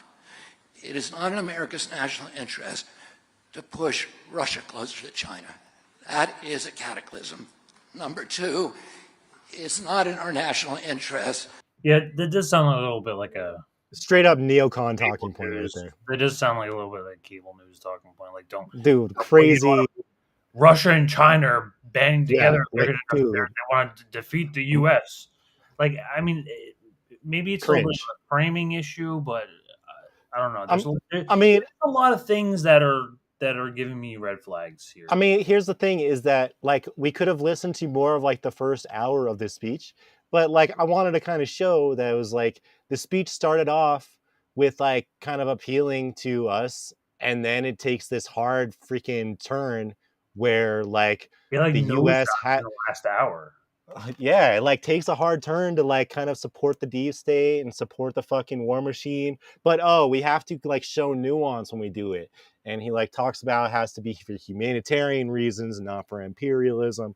And it's just like he ends up both sizing it and trying to justify US for being over there when there's no reason. There's no reason. There's no reason. And he doesn't even really talk about, NATO encroachment or really like the fight in Donbass since 2014. He just tries to a lot of these people like, I mean, and I was talking to a couple people about like Medea Benjamin too. Like in her book, she barely mentions the history of the Donbass and like the whole like terrorism going on in Crimea, Kiev, and they I think that's context that people need to understand in order to like know that it's not just a Russia and just wake up one day. It's just crazy disingenuous because like you can't say like Russia never should have like done the military operation and then like just pretend that we weren't like doing a freaking coup and Euromaidan didn't happen in 2014 and that Victoria Nuland wasn't like talking about freaking overthrown like freaking almost a decade ago. Like you can't just like ignore that part. And so like when they say like it's like, so when he's like, oh, we need to have like a good reason to go there, like a humanitarian reason, motherfucker, we're the reason that there's a war there in the first place. Like if you look in the Cuban Missile Crisis, like when the Russians did it to us, like we fucking invaded them. You think that it is so disingenuous to say that like no other country wouldn't have done the same exact thing. Any other country. I'm of the opinion that it's not really. That's why I like change, like don't use the word invasion because like what Russia did is nowhere near the same thing as the US invading Iraq or Afghanistan. Not even in the same ballpark, not in the same universe. Not even so when we say Russia invaded Ukraine, we're trying to freaking put it into the same box as what the US did with Afghanistan, Iraq, and Americans have already kind of like internalized that and use that language. So it's easy to kind of apply it in that way. It's already the Holocaust 2.0. Yes, Ukrainian genocide somehow. I just think themselves they've been executing Russian-speaking Ukrainians for the past 8 years, and you want to say that's not Ukrainian genocide? Okay. Yeah, so him to just like try and both sides and trying to find a way for Americans to justify being there when it's our fault that we're there in the first place is just cringe. Do something that could involve us in a nuclear exchange with a country that has more nuclear weapons than us. Okay, so this is also a very interesting point to make. So he says more, not just like another country that has nuclear weapons, another country that has more nuclear weapons than us. So like, maybe I'm being pedantic, but I could Russia has more. Yeah, Russia has more nuclear warheads than the United States. But like that's kind of like it's just. I mean, I think they have like 500 or no, like 2,500 or something like that. I don't know. It's a lot. It's crazy. Okay. But they definitely, they have more nukes than us. But like the point here is we should never go to like war with another country, especially one that has nuclear weapons.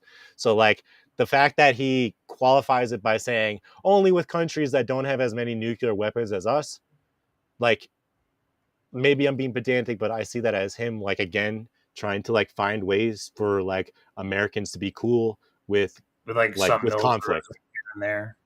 Like for military conflict. Like the occasional coup in like Venezuela or something like that.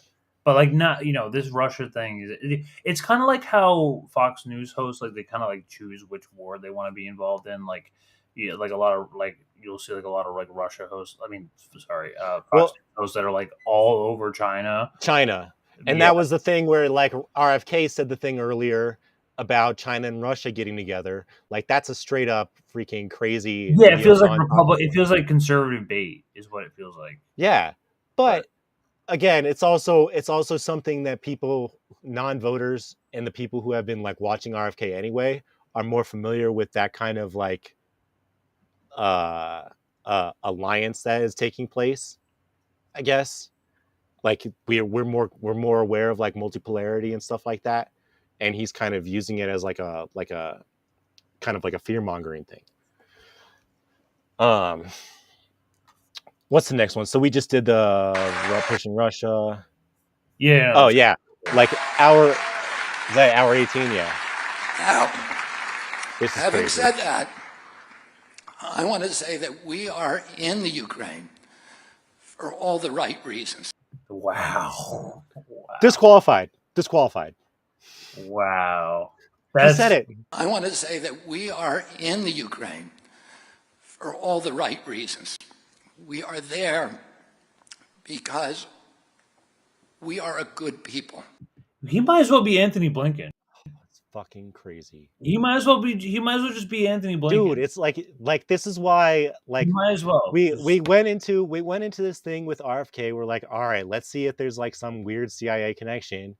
And like, I don't necessarily think there's like some weird CIA connection, other than I think that he's just like heavily influenced by the CIA and it's like rotted his brain. And like, so, and now it's his job to turn people like me, people like you, people like our viewers into freaking Democrat voters who support freaking humanitarian good wars. So it's just a crazy. And he spends half of his speech talking about freaking the war machine and the deep state. Like, come on, man. Like, so what's really important here? I had a little bit. And, Abraham Lincoln said America is a great nation because we're a good nation. And America's simping. We continue to be a good people. I mean, this is just... And we are there because of our compassion. Something you'd expect a Kennedy to say. Invoke some dynastic freaking...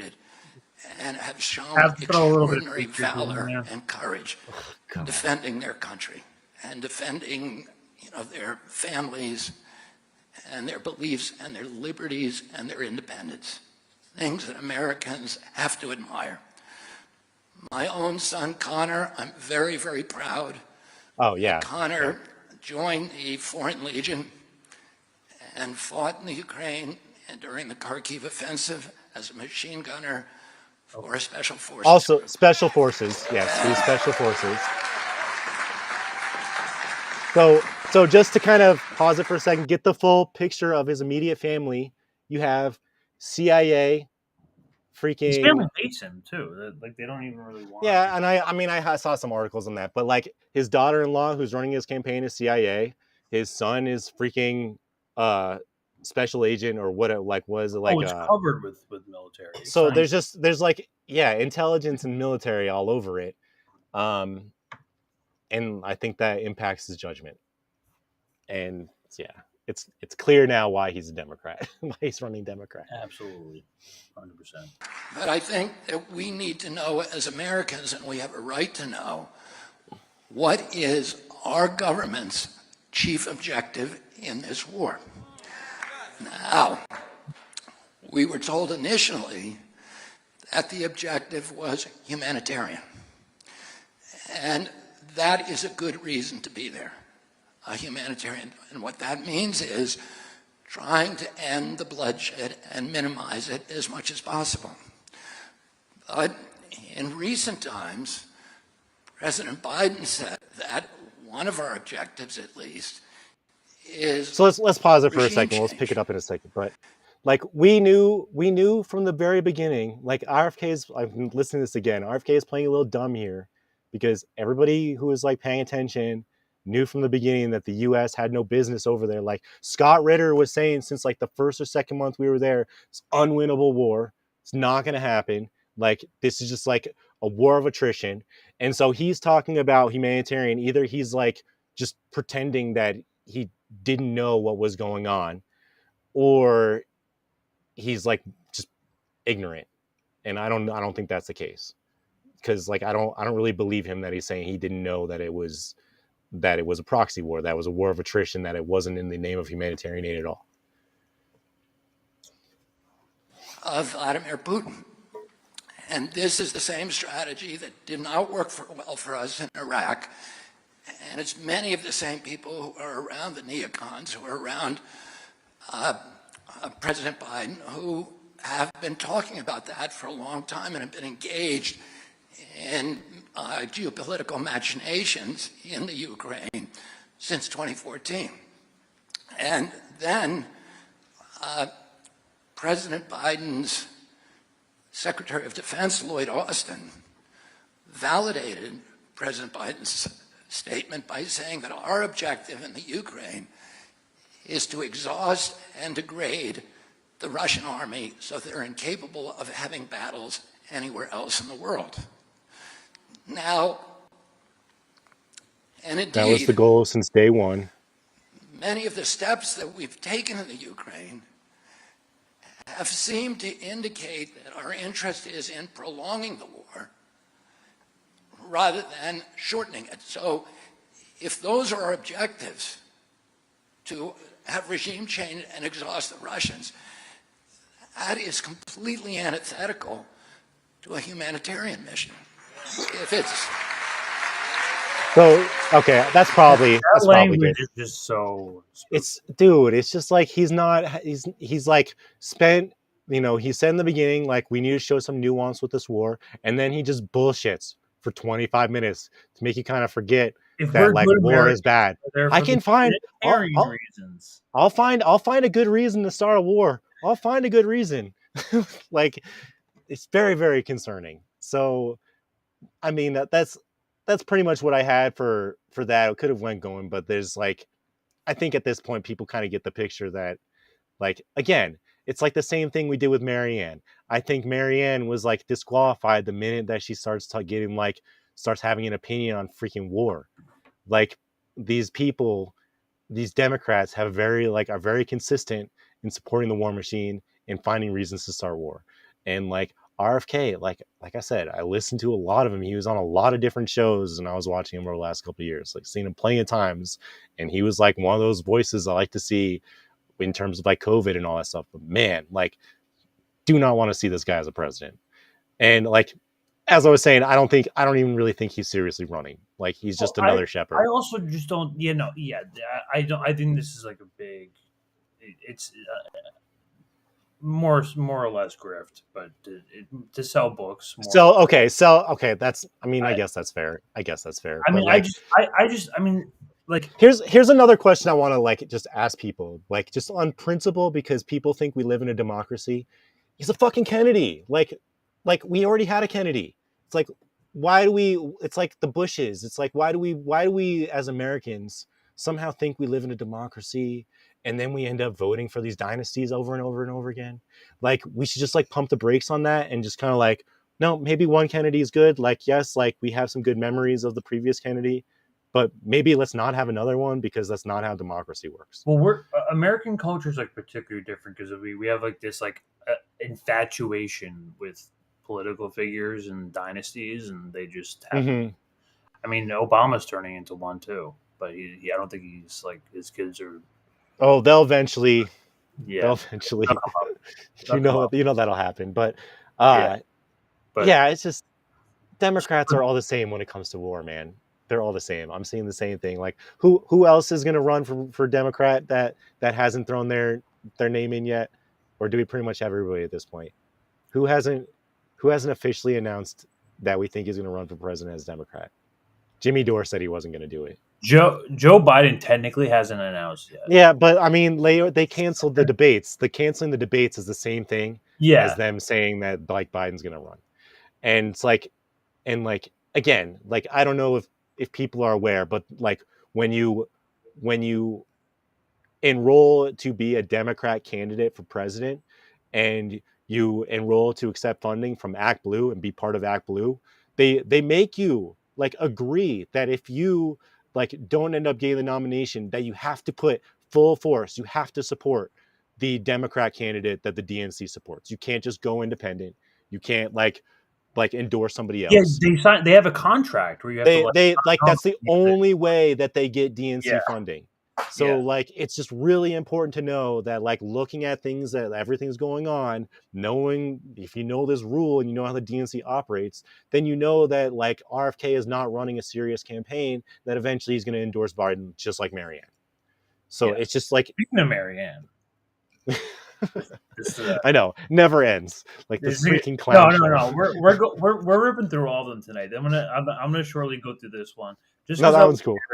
Me and Luci decided to go, and Diane. So we went to some like there was like some like LaRouche thing with like Jose there, and like not here, like at like some like other place in Manhattan. So we stopped there, and then this happened to be like 2 blocks away.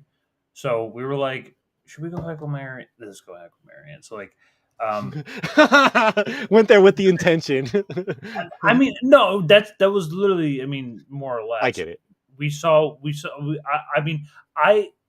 So for context, I was sitting in this crowd, like somewhere in the middle, and then eventually I posted that tweet where Steven says directly, Marianne is the one that we need to save us from this existential crisis right now, talking about like the climate and like Earth Day, because it was like an Earth Day event, right? Right. And that, like, I turned to Luci, I'm like, this is bad. This is really bad. She's like, I'm gonna say something, and I'm like, are you sure? And she's like, yeah, I'm gonna do it. And I'm like, okay, all right. And so I ran off into the side of the building. That's awesome. And then I took my screen down, just gave her the thumbs up, and then she did a roll. So awesome.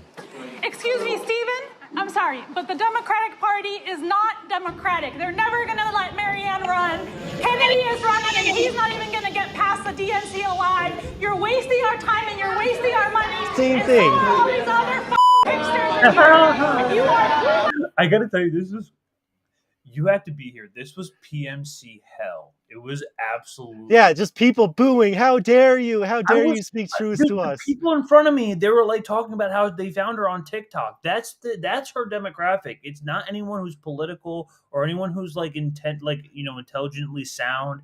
These are people who found her through a couple of TikToks, who are probably run a couple of Marianne TikTok fan pages, and it's all for the vanity of it. It's all vanity. Yeah, and that's what Stephen Donziger he either chooses not to realize, or I think Donziger, like they have to be really good friends, right? Because I was just looking at YouTube and just pulling up stuff, and they've been talking to each other and done many interviews together.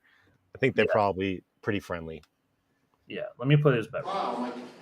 Excuse me, Stephen. Good job. I'm sorry, but the Democratic Party is not democratic. They're never going to let Marianne run.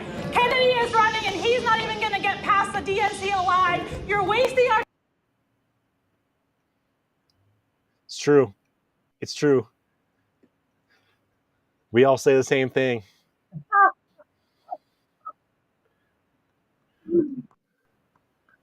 Oh my God. I wanted to I honestly, like, in this moment, I wanted to clap so hard, but like, because they gave God, violent. This crowd was like the amount of star fucking going on here. They gave Marianne Williamson like a full on standing ovation. Everyone stood up. Everyone started clapping. I thought people were gonna start crying. I swear to God. Steven goes up, maybe like a couple claps. Like, people don't know who he is. No, people don't know who Donziger is. People don't know who he is because they're getting their politics through TikTok. Yeah, and Donziger probably has way better politics than Marianne Williamson too. Probably. Yeah. And so this happened also. This is another friend of ours who chooses to remain anonymous. We're going to call him Mario because that's what me and Luci decided to call him. So we're going to call him Mario. And Mario wanted to turn. Unfortunately, I couldn't get my shot in because they got kicked out before I could say anything. So I had no one to record me. But like I got this shot, and yep, that's right. Here we go. Legend and Noodle Boy is coming straight in through the dive. Like, you tell me the justification for this. Like, you're a politician and you're throwing. It's okay. It's not a Q&A, but you're holding an event and you're getting heckled in the middle of a speech, and one of her like handlers comes and like tackles you. So it was a handler, right? It was definitely like a handler, someone from Marianne's campaign. Yeah, it was someone. Deranged liberal. The guy was like standing, like he was like towards the front and like all the way like on my side. Like it's a kind of, you can kind of see him where he's coming from over here. Noodle Boy was very skinny. He was basically like he was like if like Diary of the Wimpy Kid was like a real person. Like that's basically like who he was. And I mean, after this, dude, I had like 5 different guys staring at me. I had this one. It's time to leave. I swear to God, like I had so like I don't know if they like knew that I was recording or not, but there was definitely guys eyeing me after that. They were I was sitting there by the bathroom door, and there was a guy like he was standing to me like sideways, completely perpendicular to me, but his eyeball was very clearly looking at me. Like give me like the perfect side eye. Like I was getting side eyed all over the place, and I was getting a little spooked. You just like they couldn't just be like you need to leave. They need to freaking assault you. Yeah, like watch this. And if you make me your president, I'm going to be honest with you. And if there's some things to look at, you start screaming like children, like Miss Williamson. Be honest with you. And if there's some things to look at,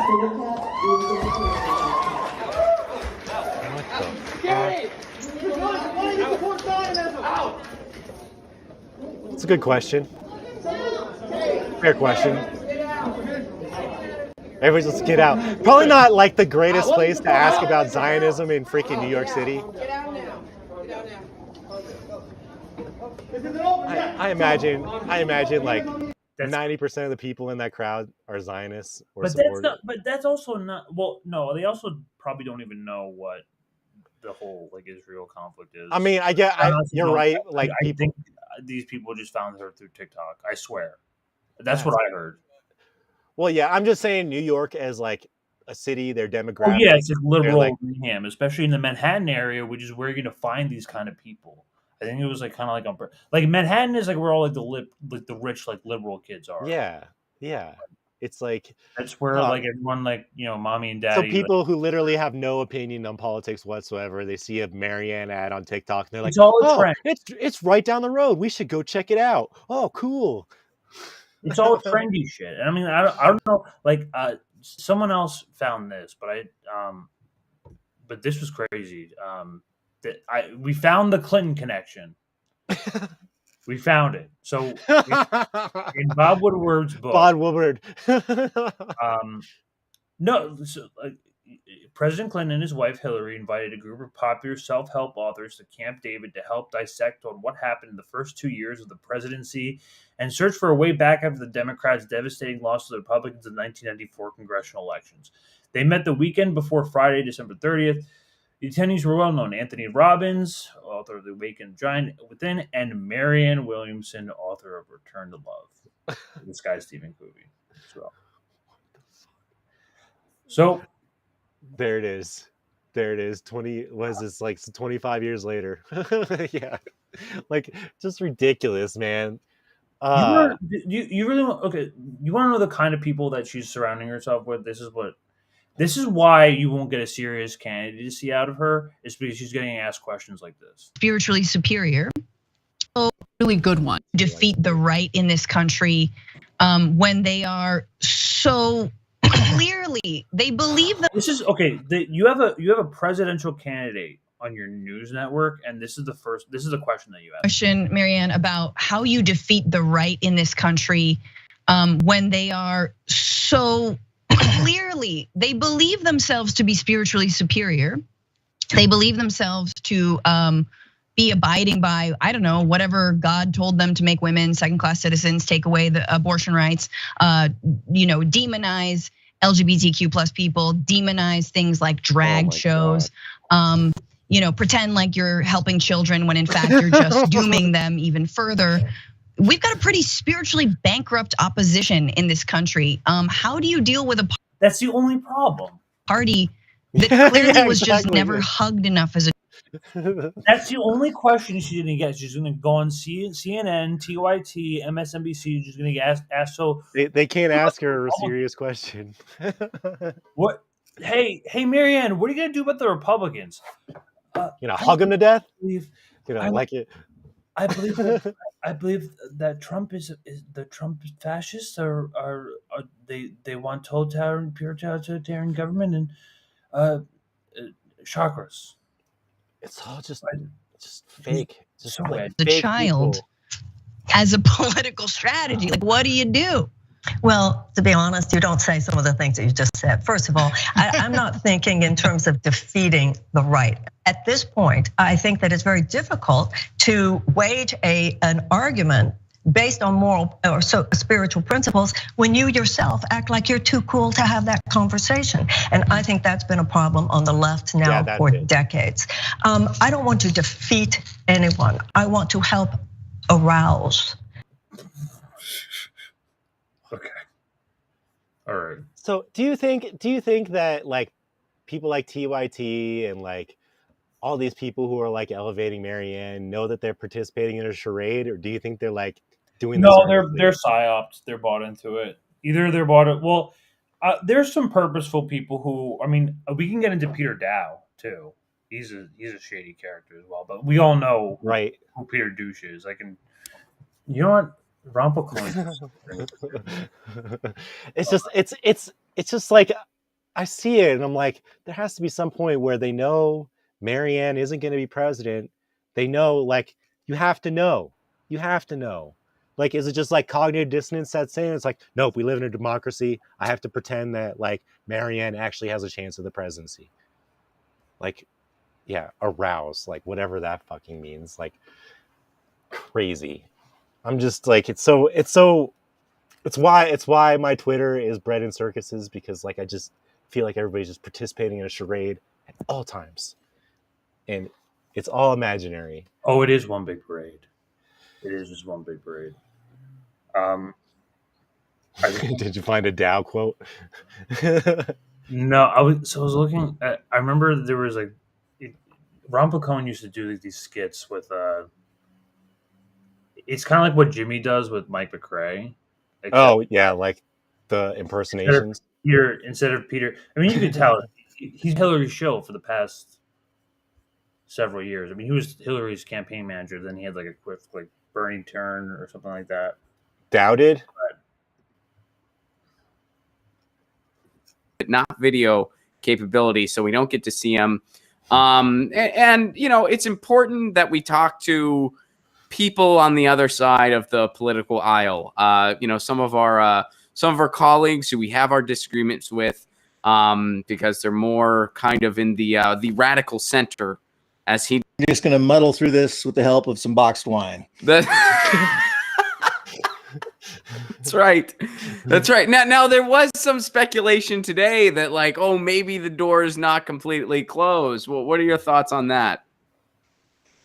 Well, I don't want to give up too much inside intelligence or info, as I call it, but it's all part of it's all part of the Democratic 6-year unity plan. Okay, what is the Democratic 6-year unity plan? Well, it starts with about 20 hit pieces a day on Bernie, and then we have ex-staff smear him on all of our paid media. And then, of course, it comes down to election fraud for Kamala. And then Trump wins, and then we unite behind Hillary 2024. See, and that's it. That's what I miss. Hillary could still end up throwing her hat in the ring at the last minute. Yes. She could absolutely. I think it's a nightmare situation. That could happen. Oh, Biden's too old. He's just going to pass the torch to Hillary. We're good. Yeah. It wouldn't surprise me if Hillary ends up running again anyway. Although she's like a glutton for punishment. I don't think she could cheat her way to winning, no matter how hard.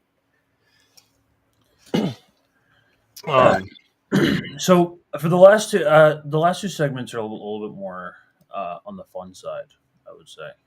But which one? What do you want to do first? You want to do AI music or we can do. Up to you, man. You want to do North Korea or AI music? Up to you. I'll do either or. Let's do North Korea. Okay.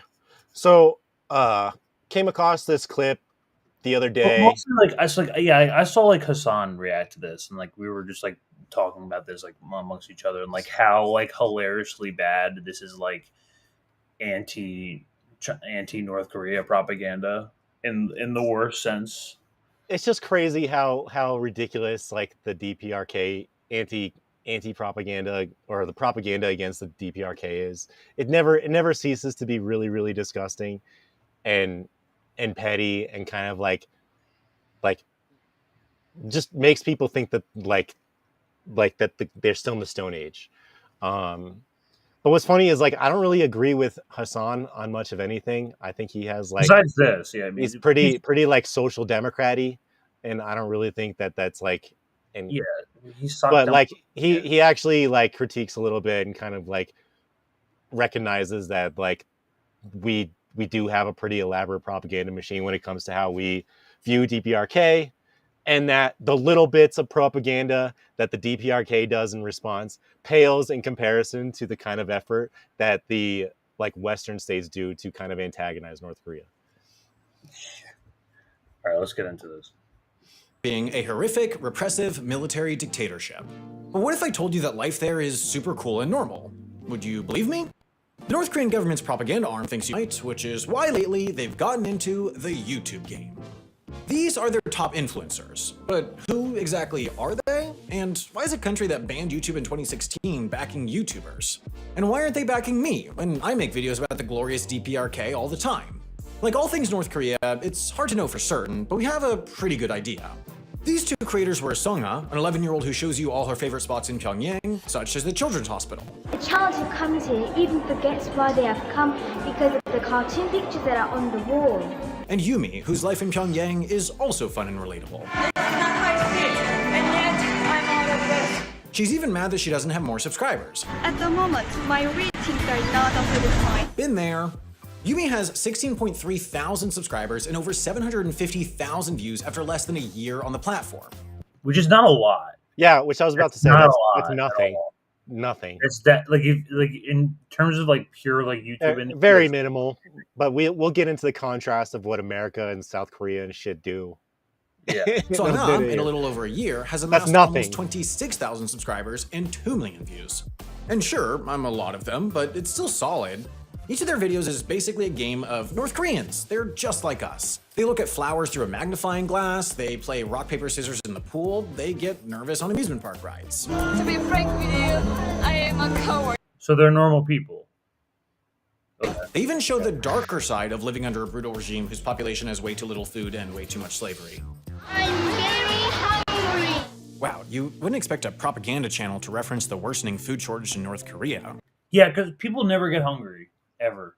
Yeah, and and he's also like he's like coming at this video like they're lying. No, they're at a pool. It's amazing. Like, oh my God, like North Korea actually like managed in spite of everything to still like be able to have some things for their people. They have like a swim park. Oh my God.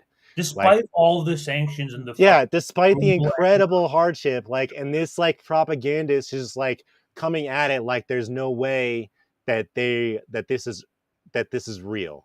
Like he's like, oh, they're hungry because they're under an oppressive regime. Like that he's like missing the point, and I don't know if he's doing it on purpose or because he's an idiot. Oh, this is a propaganda channel for sure. It is a propaganda channel, isn't it? And that's the other thing. I was listening to Hassan. He's like, I usually like this channel. I'm like, yeah, that's a red flag.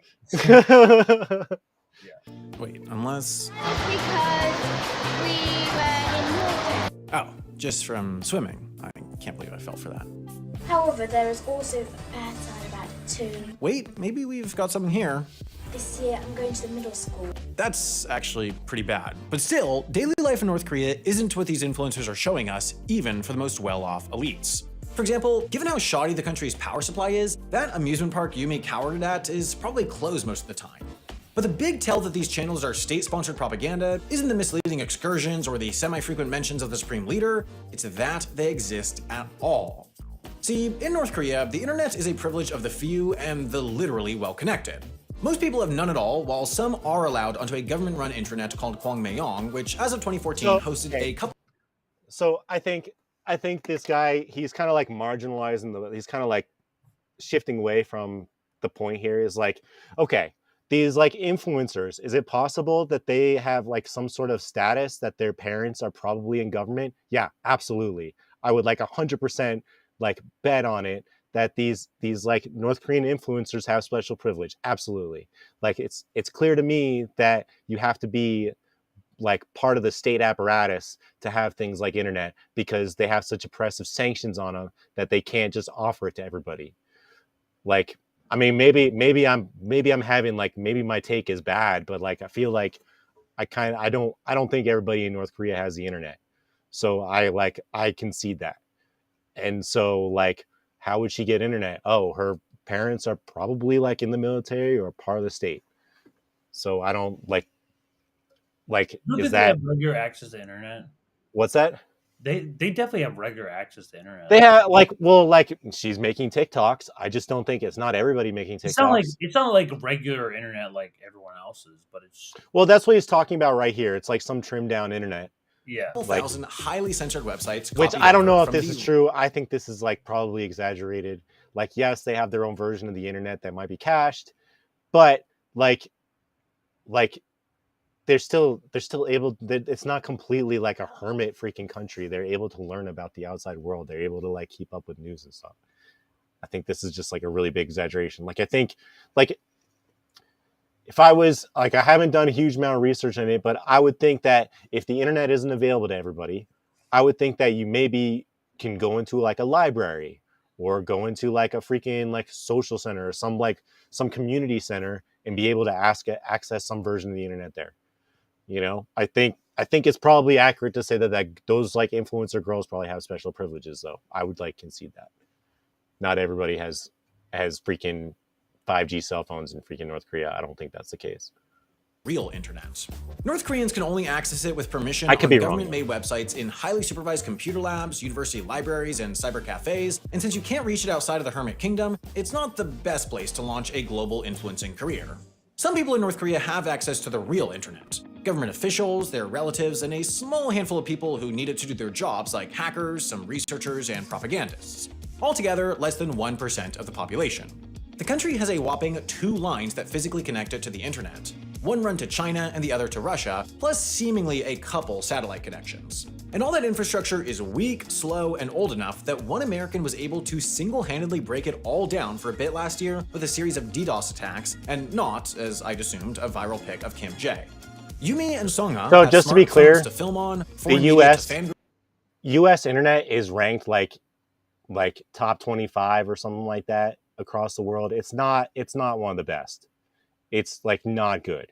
We don't have coverage throughout the entire country. I think it's just important to keep in mind that like he's trying to contrast because everybody has cell phones, but there's like plenty of places in the country where you don't have service.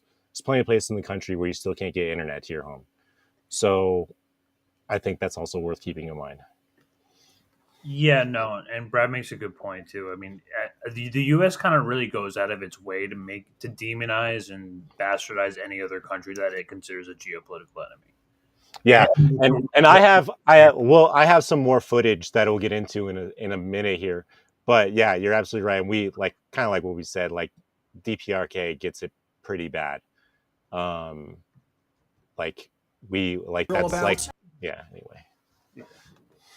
My favorite book is Harry Potter, written by J.K. Rowling. The World Cup is just around the corner. Millions of football fans, including me, make personal predictions on the result as always. And access to YouTube to post it all, meaning they have to have a lot of permission from and connection to the regime. Which means that, yes, these people are worse than propagandists. They're Nepo babies.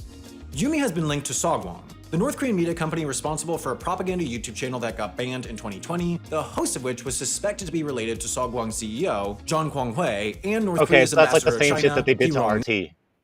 That's like the same thing they did to RT last year. So it's like the same sort of deal. Remember, like RT got shut off of YouTube when like the word like the Oh yeah. So it's like they found some reason to kick off like North Korea off YouTube a few years earlier. But yeah, and I saw a comment here, Desert Mantis. Yeah, I'll get to Yeonmi Park in a minute here. Oh. Definitely related. His dad worked at the North Korean embassy in London, her grandfather is Vice Minister of Foreign Affairs Park Myung-guk, and her great-grandfather is Ri Sol, a military commander so beloved by the Kim family that he got a full state funeral. And I thought I was well connected because my dad is the guy from Wendover. So why bother? For ages, outward-facing North Korean propaganda looked like this. Why the pivot to this? So pause that for a second. So that lady, I just remembered this. In our country, Mother's Day is on. That lady that you saw on the jumbo screen, the Kim Jong-un personally gave her like a house to live in like a year or two ago. She retired and he gave her a house and like a really warm welcome and all that stuff. Like she's like beloved in North Korea. Like huge celebrity in North Korea, that lady. Damn. Anyway. Looked like this. Why the pivot to this? May sound bonkers to you, but in our country, Mother's Day is on the 16th of November. Like just about every North Korean thing we cover on HAI, it comes down to foreign money. Most of the world has sanctioned North Korea to bits, so their currency is nothing, so they need foreign cash to bankroll their toy habit. Songha and Yumi's channels, as well as similar ones on Chinese social media sites Weibo and Bilibili, aren't just raking in AdSense dollars from YouTube, they're trying to make potential tourists question the negative impression of the country.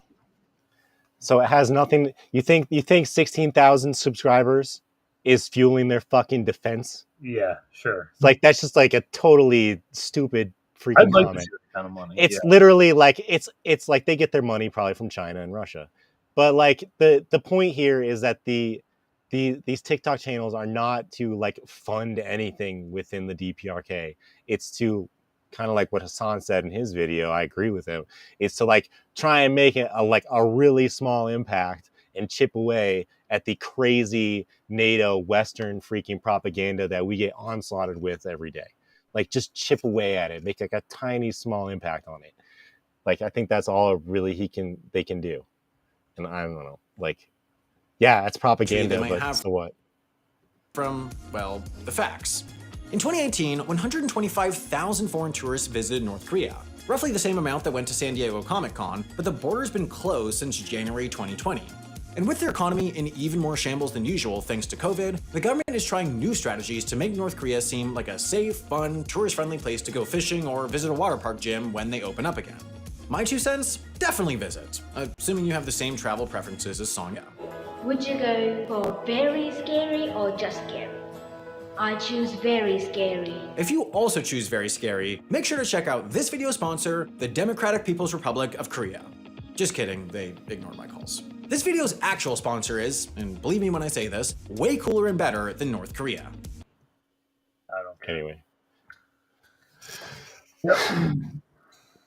But I think, yeah, it's like making it sound like it's some huge thing, but why don't we, in contrast, start pulling up some of the stuff that we have? Okay. So 16,000 subscribers between 2 channels or something like that, 750,000 total viewers. So meanwhile, like one of the big things, probably the biggest thing for what the US and Western countries do for the dissemination of propaganda against the DPRK is to trot out these quote unquote defectors. And so obviously it sounds like from our comments, a lot of people are familiar with Yeonmi Park. She talks a lot of crazy shit. So we're going to listen to some of her crazy shit and kind of contrast. Now, she gets invited, okay? Like she gets invited to these speaking tours. They're not free. She gets charged, like I think she makes like 14, 15K per freaking performance. So like she has a vested interest in pushing out these crazy freaking narratives. She's not doing this out of the kindness of her heart. Get executed because in North Korea, every classroom, every room have the portraits of dictators. Kim Il-sung, Kim Jong. Jesus Christ! This is like I forgot the name of that woman who like came like during the Iraq War. She was like talking about like. Oh, you're the young girl. Yeah. Yeah, that's the same idea. I forget her name. She was in the UN. She did that thing. Was that about the freaking babies? Yeah. Yeah, I remember that. In the middle of the night, the officers will kick your door and come and with a cloth and wipe the portrait. If there's a tiny bit dust gathered on that portrait, that's how you end up getting executed. Because your royalty was not good enough. What? And when you end up in a concentration camp, the first thing that you cannot do is why you are there. if you are asking them, why did I end up in a concentration camp, they execute you on the spot. And now, with Kim Jong-un, her face so shiny. I know. She The lighting is decided not doing her It anything. doesn't look real. She looks fake. even bullets are too precious for the people of North Korea. He using this method of hotboxing. In a metal box, put a human being in there and let them drain to death. That's how he kills people now in the 21st century. No. Sure. Just like I just picture that she's speaking. So was it young Americans or something? So like all these like freaking like neocon freaking Zoomers and stuff like that, just listening. Like it's just so gross, man. They have their own race. I'm not an Asian. I'm Kim Il-sung race. Oh. That's what they told. I never seen the map of the world. They don't tell me I'm Asian. But can't you also be Asian? I don't know what Asia is. They don't show us the map. You don't have a map. We Wow. don't know what the world looks like. Let me tell you something. You're Asian. Like really? Like really, people just eat it up. Like I'm surprised that she's still able to freaking get away with the nonsense. Because that like the funny one, pull up the one with Max and Ben. Oh, okay. That one's funny. And then but like she went on Joe Rogan a few years ago. Oh, I remember this lady now. Okay. Yeah. She went on Joe Rogan, and Joe Rogan was like a fucking idiot about it, and like didn't push back on any of the stuff that she was saying. And so there's like the whole thing. If you guys go on Gray Zone's channel and search like Yeonmi Park, this shit is hilarious. It's like 2 hours of gold, but we're just gonna like play a couple clips here. So I think where is it? I got eat her. And that's when I was seeing this somehow rats eating human eyes first for some reason. Because they're probably soft. Oh man, Joe, God, because they're very soft. So I guess he does believe this. It's like This they is always insane. eat the eyes because they're soft. That's the first thing the rats go for is the eyes. They're soft. In all seriousness, I've heard real stories about like, especially like in the 70s and 80s in New York, when it was just like a horror show and there was so much poverty and violence, that apparently like in poor neighborhoods in Brooklyn, in hospitals, there actually were rats who would like try to bite the feet of patients. Like that, and that's actually real, unlike this. Like those are real stories, but no one ever claimed that they were eating the patients. They were just trying to bite the patients. But anyway, here we go. And these women, I don't know, in my age probably, short hair, wearing these flower pants, and when they're all like their mouth is somehow open. Wait, did you say And they're flower all pants? Short hair, wearing somehow rats eating human eyes first for some reason. Because they're probably soft. And these women, I don't know, in my age probably, short hair, wearing these flower pants. And I think the one when they're go to all about like 7 minutes. At 7 minutes, is this the one at 7 minutes? I can't see. Go to like check out 7 minutes. There's like a really funny one. I think it's the one about the train. People eating rats, and then the rats eating the people, and then the people eating the people. I mean, it's sort of endless. You want me to play the clip? Yeah, go ahead. Eyeballs of the people who are dying and children who are starving Is to it? eat the rats. And then the Is this it? Are you at 7 minutes and 10 seconds? Yeah. children would back a little die bit. to try to explain it to people. Rogan experience. When you were talking about going to the doctor when you were a I child, love that he's got a Tesla shirt on.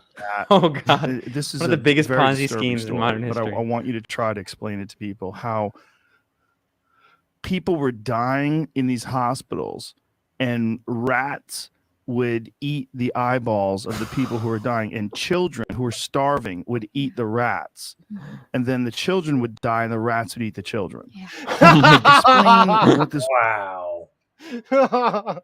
So He that's eats- he's like he eats up please. any kid. He eats up anything that their guest Like, tells them. it's so sad because Rogan does have some good people on once in a while. I used to watch him a little bit more, but man, like just show a little bit of critical thinking. It's just like embarrassing. It gets better. Holy was like that you how did you see this? Well, I mean, seeing that the bodies on the streets like everyday thing. It was Where were the bodies? Like just laying around on the streets? also they are floating in the rivers. Oh my And god. also train stations somehow had a lot of dead bodies. Oh my god, I just had to stop it there. I mean, you hate to believe laugh at people talking about death, but it's just so fake. we're supposed to believe there are dead bodies just hanging out on the streets and in rivers, like in. Oh my god, that is so. They just have it out. All right, I'll continue. They just have dead Because bodies. North Korea is very cold, and there's a train waiting area, and North Korea has one train go to one distance like once a month, and like here it would take like 1 hour to go to the other place. In North Korea, it take a month at least to go. Oh my god. Honestly, look, I'm not pretending like North Korea is a paradise, but I guarantee you the trains are faster and better run and more effective in North Korea than anywhere in the U.S. Well, people just ride around there on New York, fucking on boats on dead bodies. They float on dead bodies down the river because the train doesn't They make work. rafts. They take rope and just wrap up all the dead bodies as rafts. Guys, this entire and just, video they is cool. paddle with like I recommend watching it sometime. babies being eaten by rats. I don't know if she's talking about if she's confusing it with a Takashi Miike film or if she really thinks we expect this to be real. But I'll keep going. Because there's no electricity, and sometimes people have to push the train. There's no electricity, so people. Why wouldn't they just? Why walk? would you push the train? Like, just get out and walk or ride a bicycle. Like, they have bicycles. Like, push the train. Great. Like, we can't get to work unless we push. How are you going to push a train through a tunnel anyway? This is the most fake shit. All right. Don't You feel have to sorry push for the her. She train. makes plenty of money. She makes tons of Yeah. money. Oh yeah. I'm just looking at the comments. Yeah, don't feel sorry. She's a grifter, and I'll show more in a minute here. But no, keep like you can keep listening to her, or we can go over if you're trying to save time. But like it gets Traveling even in North Korea is crazier. an unbelievably difficult thing within North Korea. So, I mean, anyway, so in train stations, that's when people die mostly. And in North Korea, the hardest thing as a child for me is that when my mom goes away to find food, like we don't have we don't have phones, we don't have letters. If I say goodbye to her, I don't know when I'm gonna see her again, or if I'm ever gonna see her again. There's no phones in North Korea. There's no phones and there's no letters. Apparently, paper is prohibited. You can't write a letter to anyone. Totally absurd. You couldn't you write a letter and then put it on the train and then push the train back to the line? Yeah. Oh, that's why they have to push the train because they're full of letters. Because there's no phones, and they have to go take all the letters to burn them in a giant fire. There's the only phones they have are like connected on strings with styrofoam cups. Yeah, they're just like tin cans. After you eat the beans, you have to reuse them.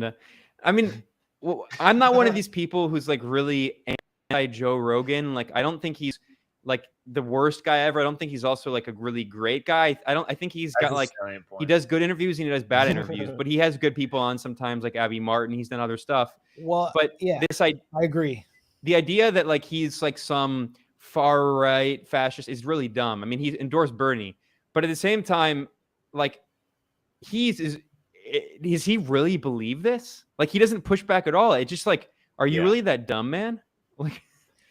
How can you not be curious when she's saying this shit? It's bad. I think the reason that people like him is he doesn't push back on guests, and he has compelling people on who just say whatever. They'll talk about aliens or anything, and people are sick of the culture of like the host jumping down the guest's throat if they say something out of the mainstream. But here you have someone like Hassan, where every interview is just an enhanced interrogation.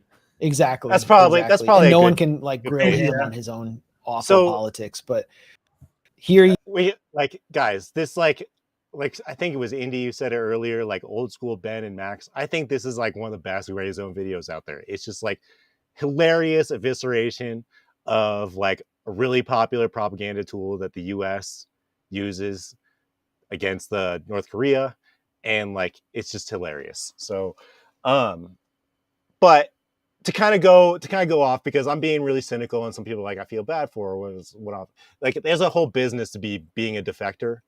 So there's like another video which I would also really recommend, calling loyal citizens of Pyongyang and Seoul. about 40 minutes long. But it kind of goes into a little bit of the history of like these defectors. They're not really like defectors. Sometimes they're like literally kidnapped. Sometimes there's coercion, but they're brought over to South Korea and then they're sent to a re-education camp for 6 months to get all the North Korea, indoctrination out of their head and filled up with capitalist propaganda. And then they essentially become like South Korean citizens, and they possibly become either spies or assets for the South Korean security state. So it literally becomes their job, and they get paid, they get paid by the state to disseminate this propaganda and basically be spokespeople for anti-North Korean rhetoric. So I guess with this, I mean, yeah, at minute 30, that's a good place to start. We don't see in the media. I first talked to attorney Chang Kyung-wook, who has extensive experience dealing with South Korean intelligence and North Korean defectors. 저는 이제 민변에 2000년도에 가입한 이후로 Ever since I registered under Lawyers for a Democratic Society in 2000, 시국 사건이라 해서 I've been fighting federal cases charged under National Security Act and other similar laws. 여러 가지 이 집회 시위 과정에서 발생한 There are many people charged with a crime during protests and demonstrations. This is in South Korea. To understand South Korean politics, we must first understand the National Security Act.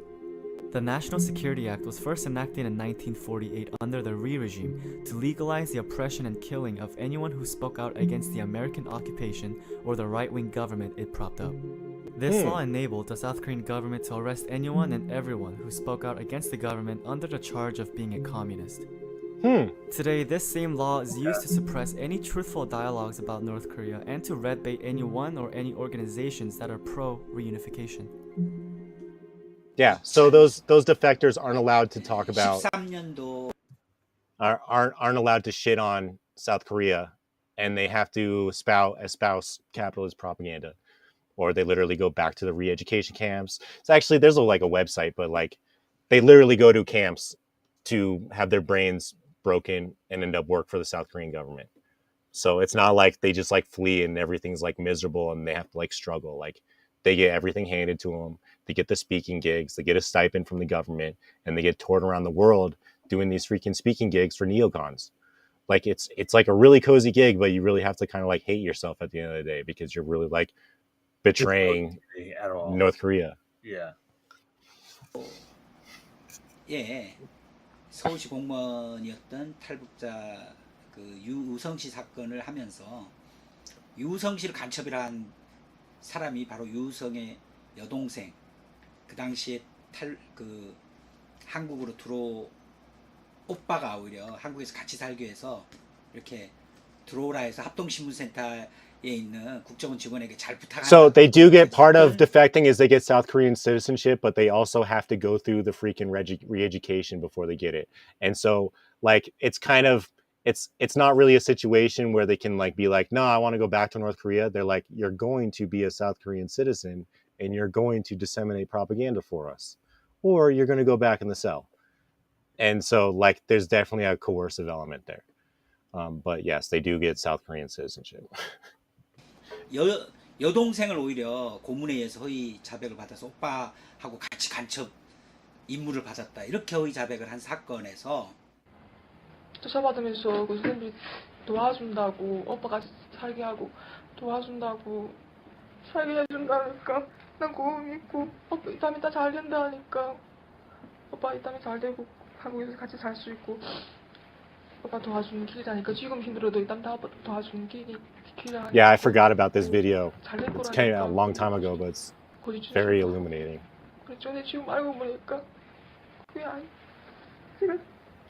You can probably skip to 5 minutes. Let me see. Yeah.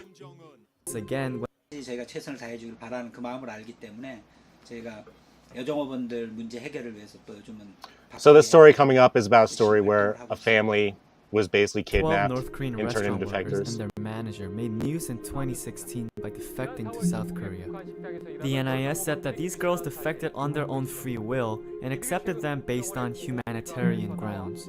This same restaurant staff made news in recent months again when the manager who led the 12 young girls to South Korea revealed that he actually tricked the girls to defecting.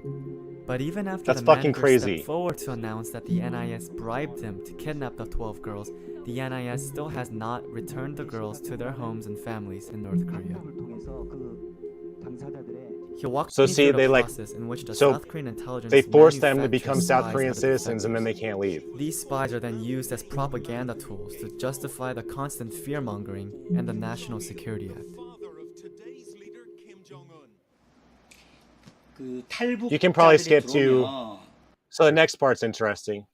So skip to like 6 minutes and 50 seconds. So this is kind of like, it gets into where I've kind of like already told you guys a little bit, but it gets into where like they don't just defect and everything's cool and all of a sudden they're a defector. They have to like go to the camps. They go to solitary, like, so he'll talk about it a little bit.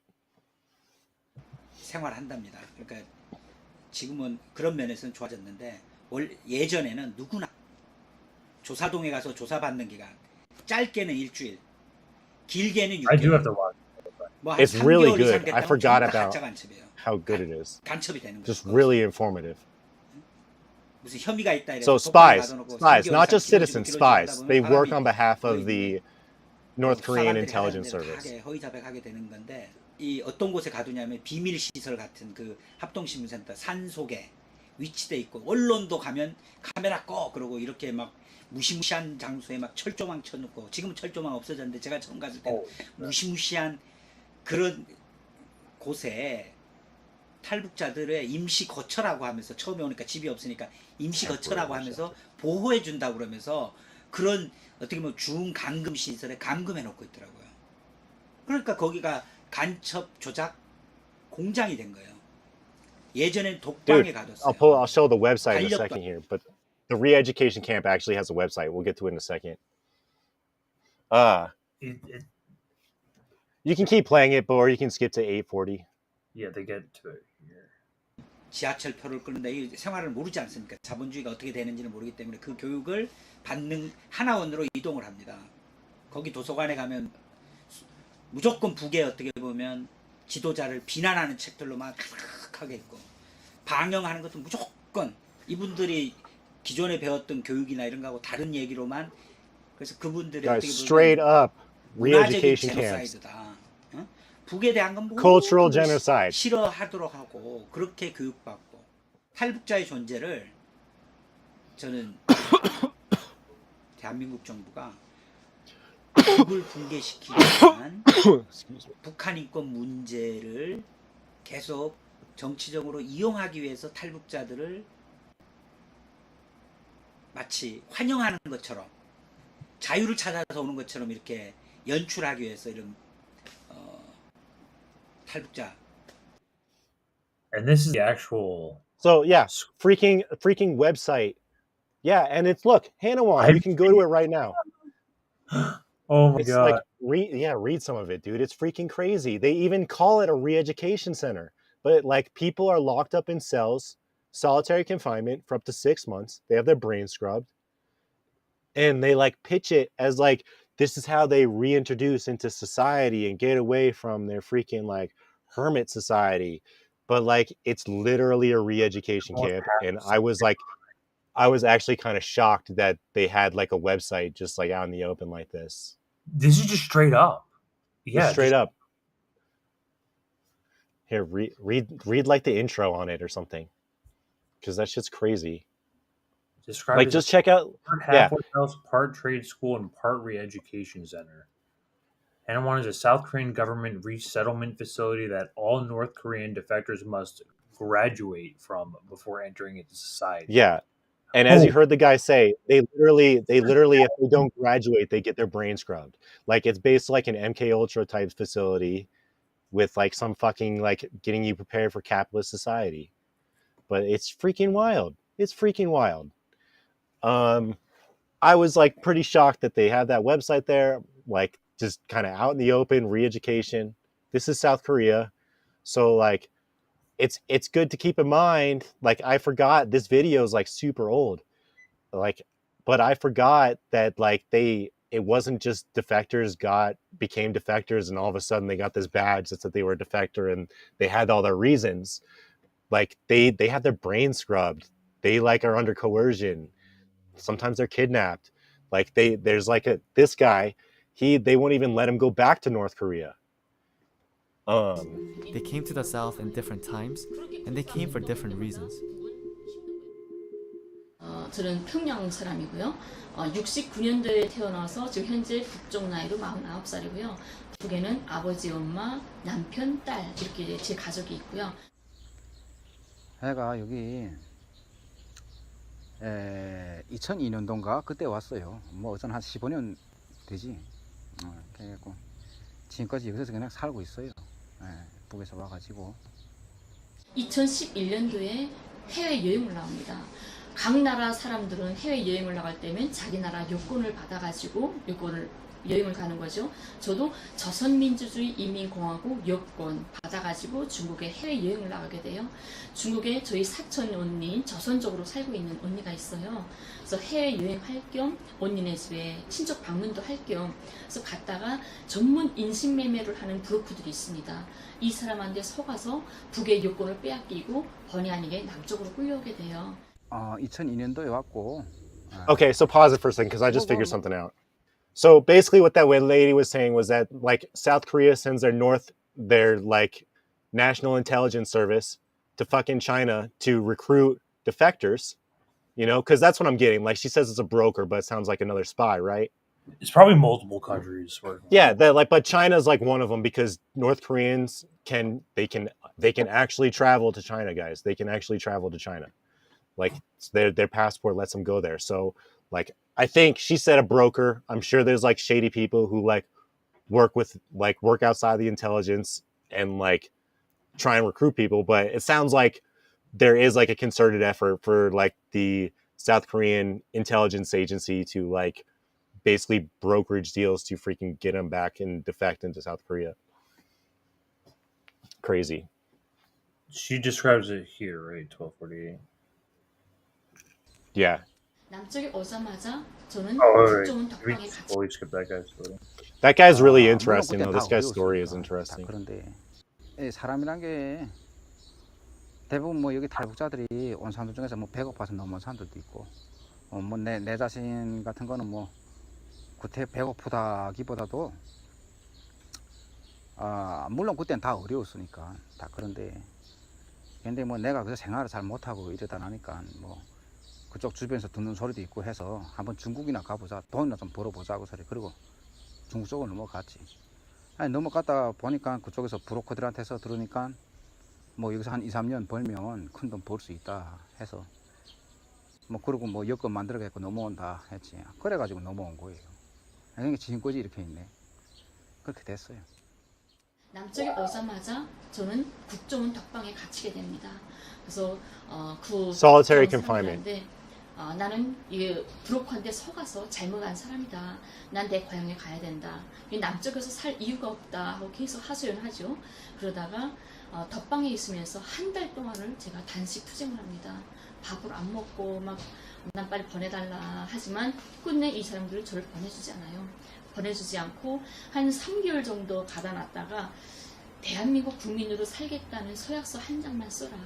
너 이거 안 쓰면 죽을 때까지 여기서 나갈 수가 없다.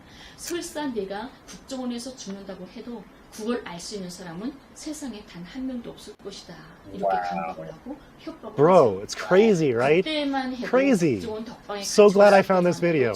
I had to go through my YouTube history to find it. 뭐 이런 민족 이런 게 별로 저한테 큰 의미가 없었어요. 별로 관심이 없었고요. 그때는 살아서 이 국정원에서 나갈 수만 있으면, 살아서 내 가족한테 다시 돌아갈 수만 있었으면 이게 제일 유일한 최고의 소원이었어요.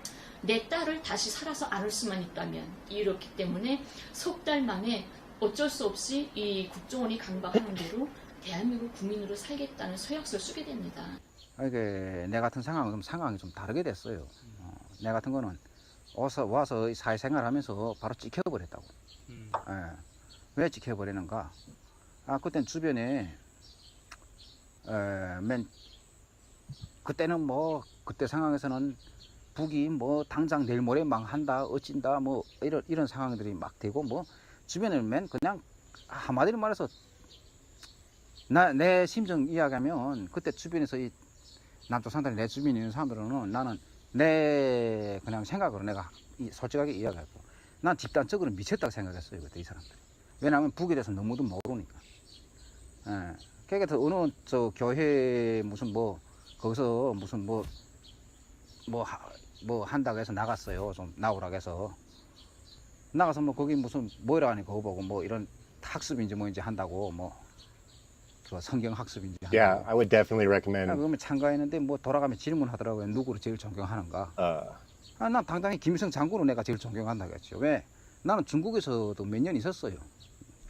나는 내 다른 거는 몰라도 내 이 조선에 내 북에서 살면서 그 나라 지도자들에서 내가 정말 어떤 사람들인지 대한 것은 내가 확실하게 알거든. 중국에 있으면서 나는 중국에서 나오는 책들을 내가 조선 언어로 번역된 거 내가 많이 봤어요. 김일성 장군이라는 분이 어떤 분인가 내가 거기서 확실하게 알고 있었고. 그러니까 당연히 그렇게 말할 수밖에. 나도 조선민족인데. 그런데 그걸 이놈들이 가서 그 경찰에다 꼬장한 거지. 그러니까 나는 여기서 Thought crime in South Korea. Wow. Freaking like 10 years ago. 내 같은 사람. 그러니까 여권 신청해서 여권. Never been able to get back to North Korea since. So that's probably a good place to like wrap up this this topic. But guys, like this video, like again, it's called Loyal Citizens of Pyongyang in Seoul. I actually like got that recommendation off like a random like Gray Zone video. I think they were doing like a live stream and mentioned it, and like it's like so informative. I really need to watch the whole thing through again. But it just you guys can see kind of like to demonstrate this psyop here. Yeah. So North Korea, yeah, just to kind of show you guys like oh, like why are we trying to suppress information and trying to like obliterate North Korea? Well, because they're like socialists and they just like built 10,000 homes in Pyongyang with a goal of 50,000. So like they're not selling these homes to people, they're giving them to them.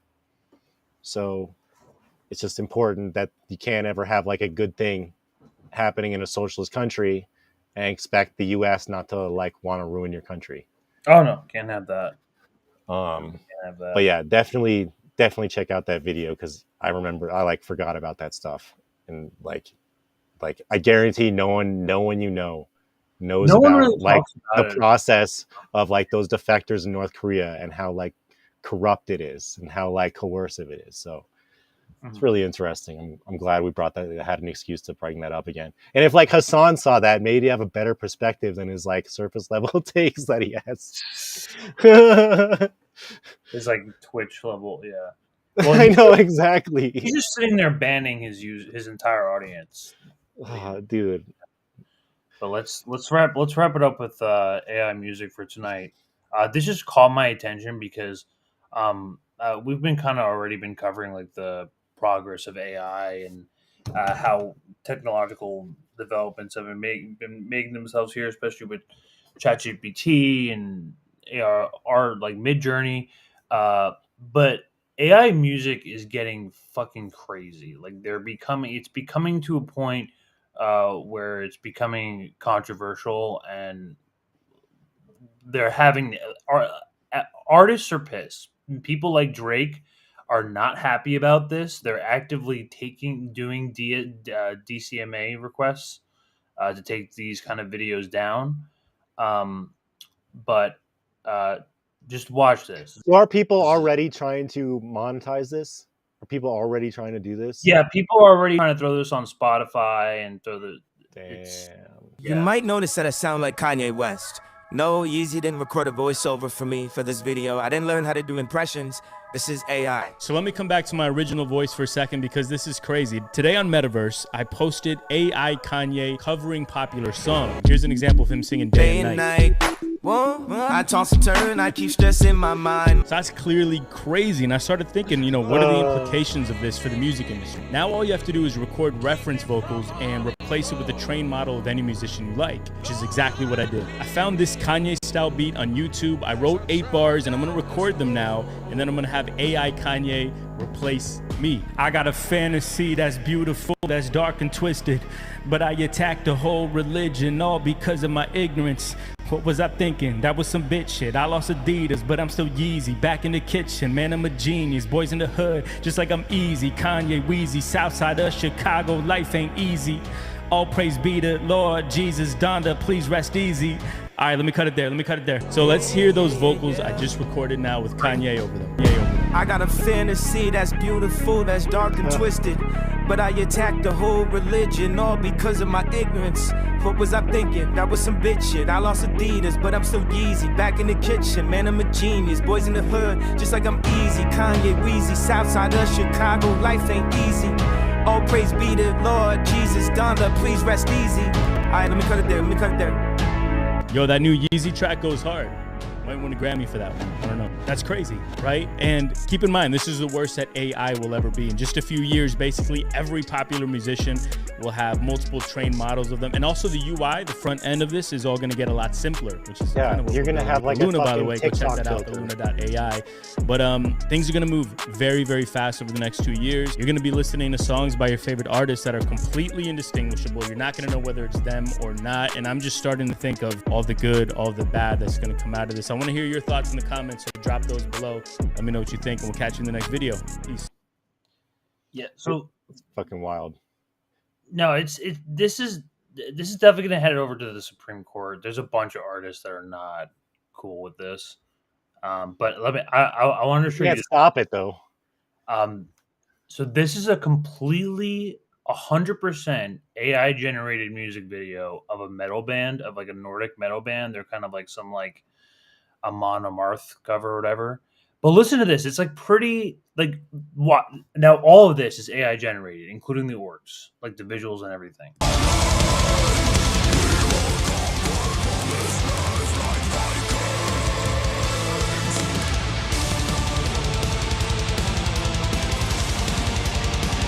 That's something you're going to hear like on like that could pass as a reasonable song. Like I wouldn't make So it's a totally made up song.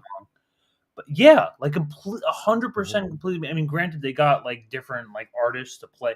Like the reason Right. why this specifically is legal is because they got different like musicians and different like metal like artists and writers to come together and like produce. Like, Yeah, they made the tracks and they made the content for the reason to be used for this stuff. Right. Yeah. And I don't know. I mean, it's a little concerning. I mean, I want to know a little bit of your thoughts. I think there's like a difference between. Well, I didn't think about it until we were like watching again, but the first thing I thought was like, oh, so it's only a matter of time before like TikTok goes from just having like visual filters to having like audio filters. Where And it's straight up, like, you yeah, just push a button and you sound like whoever. So I mean, you can't get away from it. So like, what are they going to do about it? They're going to try and like, it reminds me of a way of kind of like how they were trying to figure out Napster and all that stuff. Like they're going to throw somebody under the bus. That's what I wanted to bring up. It's like this reminds me a lot of Napster because the industry's already going straight for legal precedent and like trying to get it off the market as much as possible. And you saw how that affected Napster. All it did was just make it more popular. So yeah, like I don't know if that makes it the wrong thing to do. But like, how else do you handle this? Because you can't just have like Kanye copycats like running all over the place, just like making money off of so someone else's voice. I don't know. Like obviously you can't sell. You can't like you shouldn't be able. I don't think you should probably be able. But could you say that? Could you say that's fair use in any sense? I guess if it's but like DJs do that shit all the time. They freaking take freaking stems and they freaking make people's like music and they make remixes and stuff like that. Like I'm like so like it's interesting. Like I don't know if they're treating somebody's voice as like different than like any other instrument. I guess they kind of are because like you can take people's music and you can remix it and you can freaking throw it up on freaking different platforms as your own. But like what my concern isn't so much about like what we can do with that stuff. I don't want what I'm afraid is going to happen is somebody like Drake or somebody like some huge person, Taylor Swift or whatever, is going to set a precedent to like patent their voice. Yeah.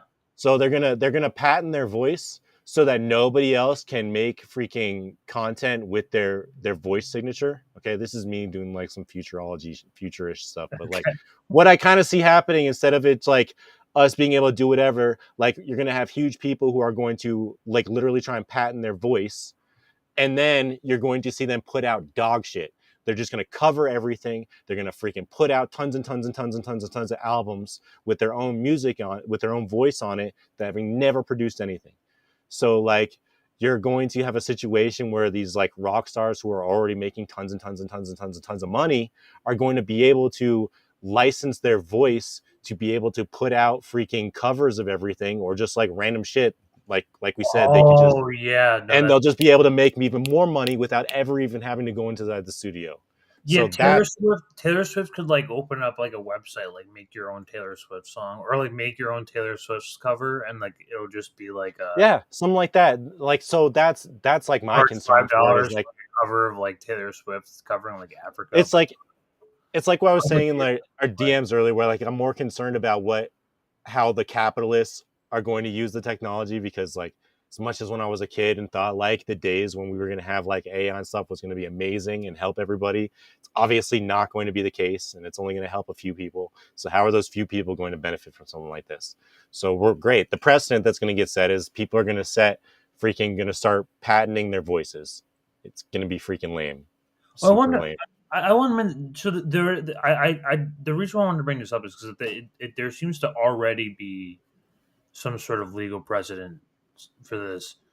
So this is Milder versus Ford back in 2019. Basically, Bette Milder sang for a bunch of Ford commercials. She had a contract with them for a while. That contract ended, and then she terminated her work with them. And Ford ended up using some kind of like voice lookalike to copycat that was similar to her voice, but not exact. And she sued them for $400K and won. She got $400K out of Ford for that. So maybe it is. So she said that you guys are using somebody's voice that's too much is like mine. You can't do that. I want to cut, and she won. Yeah.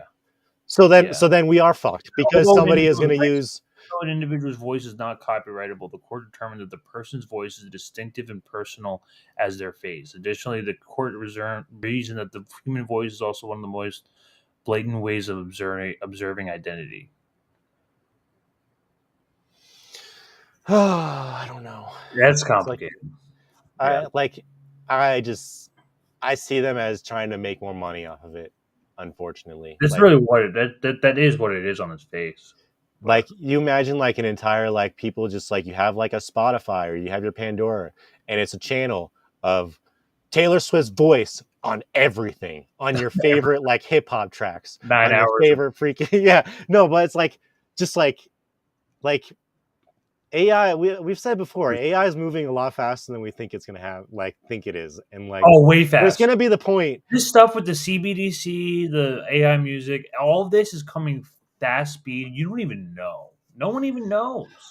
So I think he's right when he was like, in a couple of years, like it's gonna be no problem. And I was like, oh yeah, that's why it's like you're gonna be able to real time it on like TikTok or something. Yeah, like it's gonna be easy. It's funny. Bad Cookie said something Taylor Swift's voice over my favorite porn sites, but wasn't there a thing like a few months ago of like some Twitch streamers that like had their faces put on the porn? Oh, didn't we? There was like that? Didn't we? Like the deep. That was the other deep fake thing. Yeah, we covered that a few months ago. Fake stuff. Yeah, like that's all coming. That's all here, folks. That's all here. And That's crazy. yeah, I think that was all I had for today. I think that was a good 3-hour show. We It's a hit the good, mark just today. short of 3 hours. It's a good. It's short of 3 hours. It's like a movie. We basically just shot a movie. Yeah. The alternative angle movie. If you guys want to play back and watch, we're running this channel together with a couple folks. It's make sure you like and subscribe this video. Yeah. Appreciate you guys joining us today. Yeah, you can find all your favorite creators here at Independent News Network, including us on Monday nights at 9:30. So join if you like. Support the channel any way you can. We appreciate you guys coming out. We're always, And again, like, subscribe, share. We appreciate you. yeah, of course, man. And always questioning narratives. Here for the news. Thanks, folks. Take care, everybody.